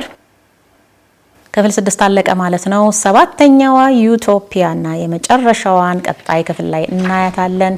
ኮርሱ እያለቀ ነው እንግዲህ ከዛ በኋላ ፋይናል ኤግዛም ነው የሚኖረን ማለት ነው። ምን ያህል ጊዜ በመሀል እሰጣችኋለሁ? 1-2 ሳምንት እሰጣችኋለሁ። ታነባላችሁ፣ ወደ ኋላ ተመልሳችሁ ዘግይታችሁ ይሄን ኮርስ የተቀላቀላችሁም ካላችሁ መለስ ብላችሁ ወደ ኋላ ቪዲዮዎቹን ታያላችሁ፣ ታነባላችሁ። ቴሌግራም ላይ ሼር ማድረጋቸውን ኖቶች በተለይ ኖቶቹ አስፈላጊ ናቸው። ከዛ ኤግዛም ትወስዳላችሁ። ጥሩ ውጤት ያመጣችሁ በሙሉ ሽልማትም አላችሁ፣ ሰርቲፊኬትም ታገኛላችሁ። ሰርቲፊኬት ኦፍ ኮምፕሊሽን ማለት ነው። እኔ ያው የትምህርት ተቋም አይደለሁም፣ በፈቃድ ነው እዚህ ጋር እየሰጠሁ ያለሁት። የሆነ ሰዓት ላይ ፎርማል የሆነ አካዳሚ ይኖረናል ብዬ ተስፋ አደርጋለሁ እንደ እግዚአብሔር ፈቃድ። እስከዛው ድረስ ግን ሰርቲፊኬት ኦፍ ኮምፕሊሽን የምትል አነስተኛ ሰርቲፊኬት ምስክር ወረቀት ሰጣችኋለሁ። ይሄው ነው ለዛሬ ያለኝ። እንግዲህ መልካም ሳምንት ይሁንላችሁ። ቴሌግራም ላይ ኖቶቹን ታገኛላችሁ ከጥቂት ቀናት በኋላ። ይሄን የማደርግበት ምክንያት መጀመሪያ ቪዲዮውን በደንብ እንድታዳምጡ ነው። ኖቱን ካነበባችሁት ግን የምታውቁት ነገር የሚመስላችሁም ስለምትኖሩ ቪዲዮውን ሳታዩት ሳታዳምጡት ትቀሩና ብዙ ቁም ነገሮች ዝርዝሮች በውስጡ ያመልጣችኋል ብዬ ስለማስብ ነው። ከጥቂት ቀናት በኋላ ሾርት ኖቱንና ዋቢዎችን እለቅላችኋለሁ። መልካም ሳምንት ይሁንላችሁ። በ7ኛው ኢትዮጵያ ቀጣይ ሳምንት እንገናኝ። ቸር ሰንብቱ።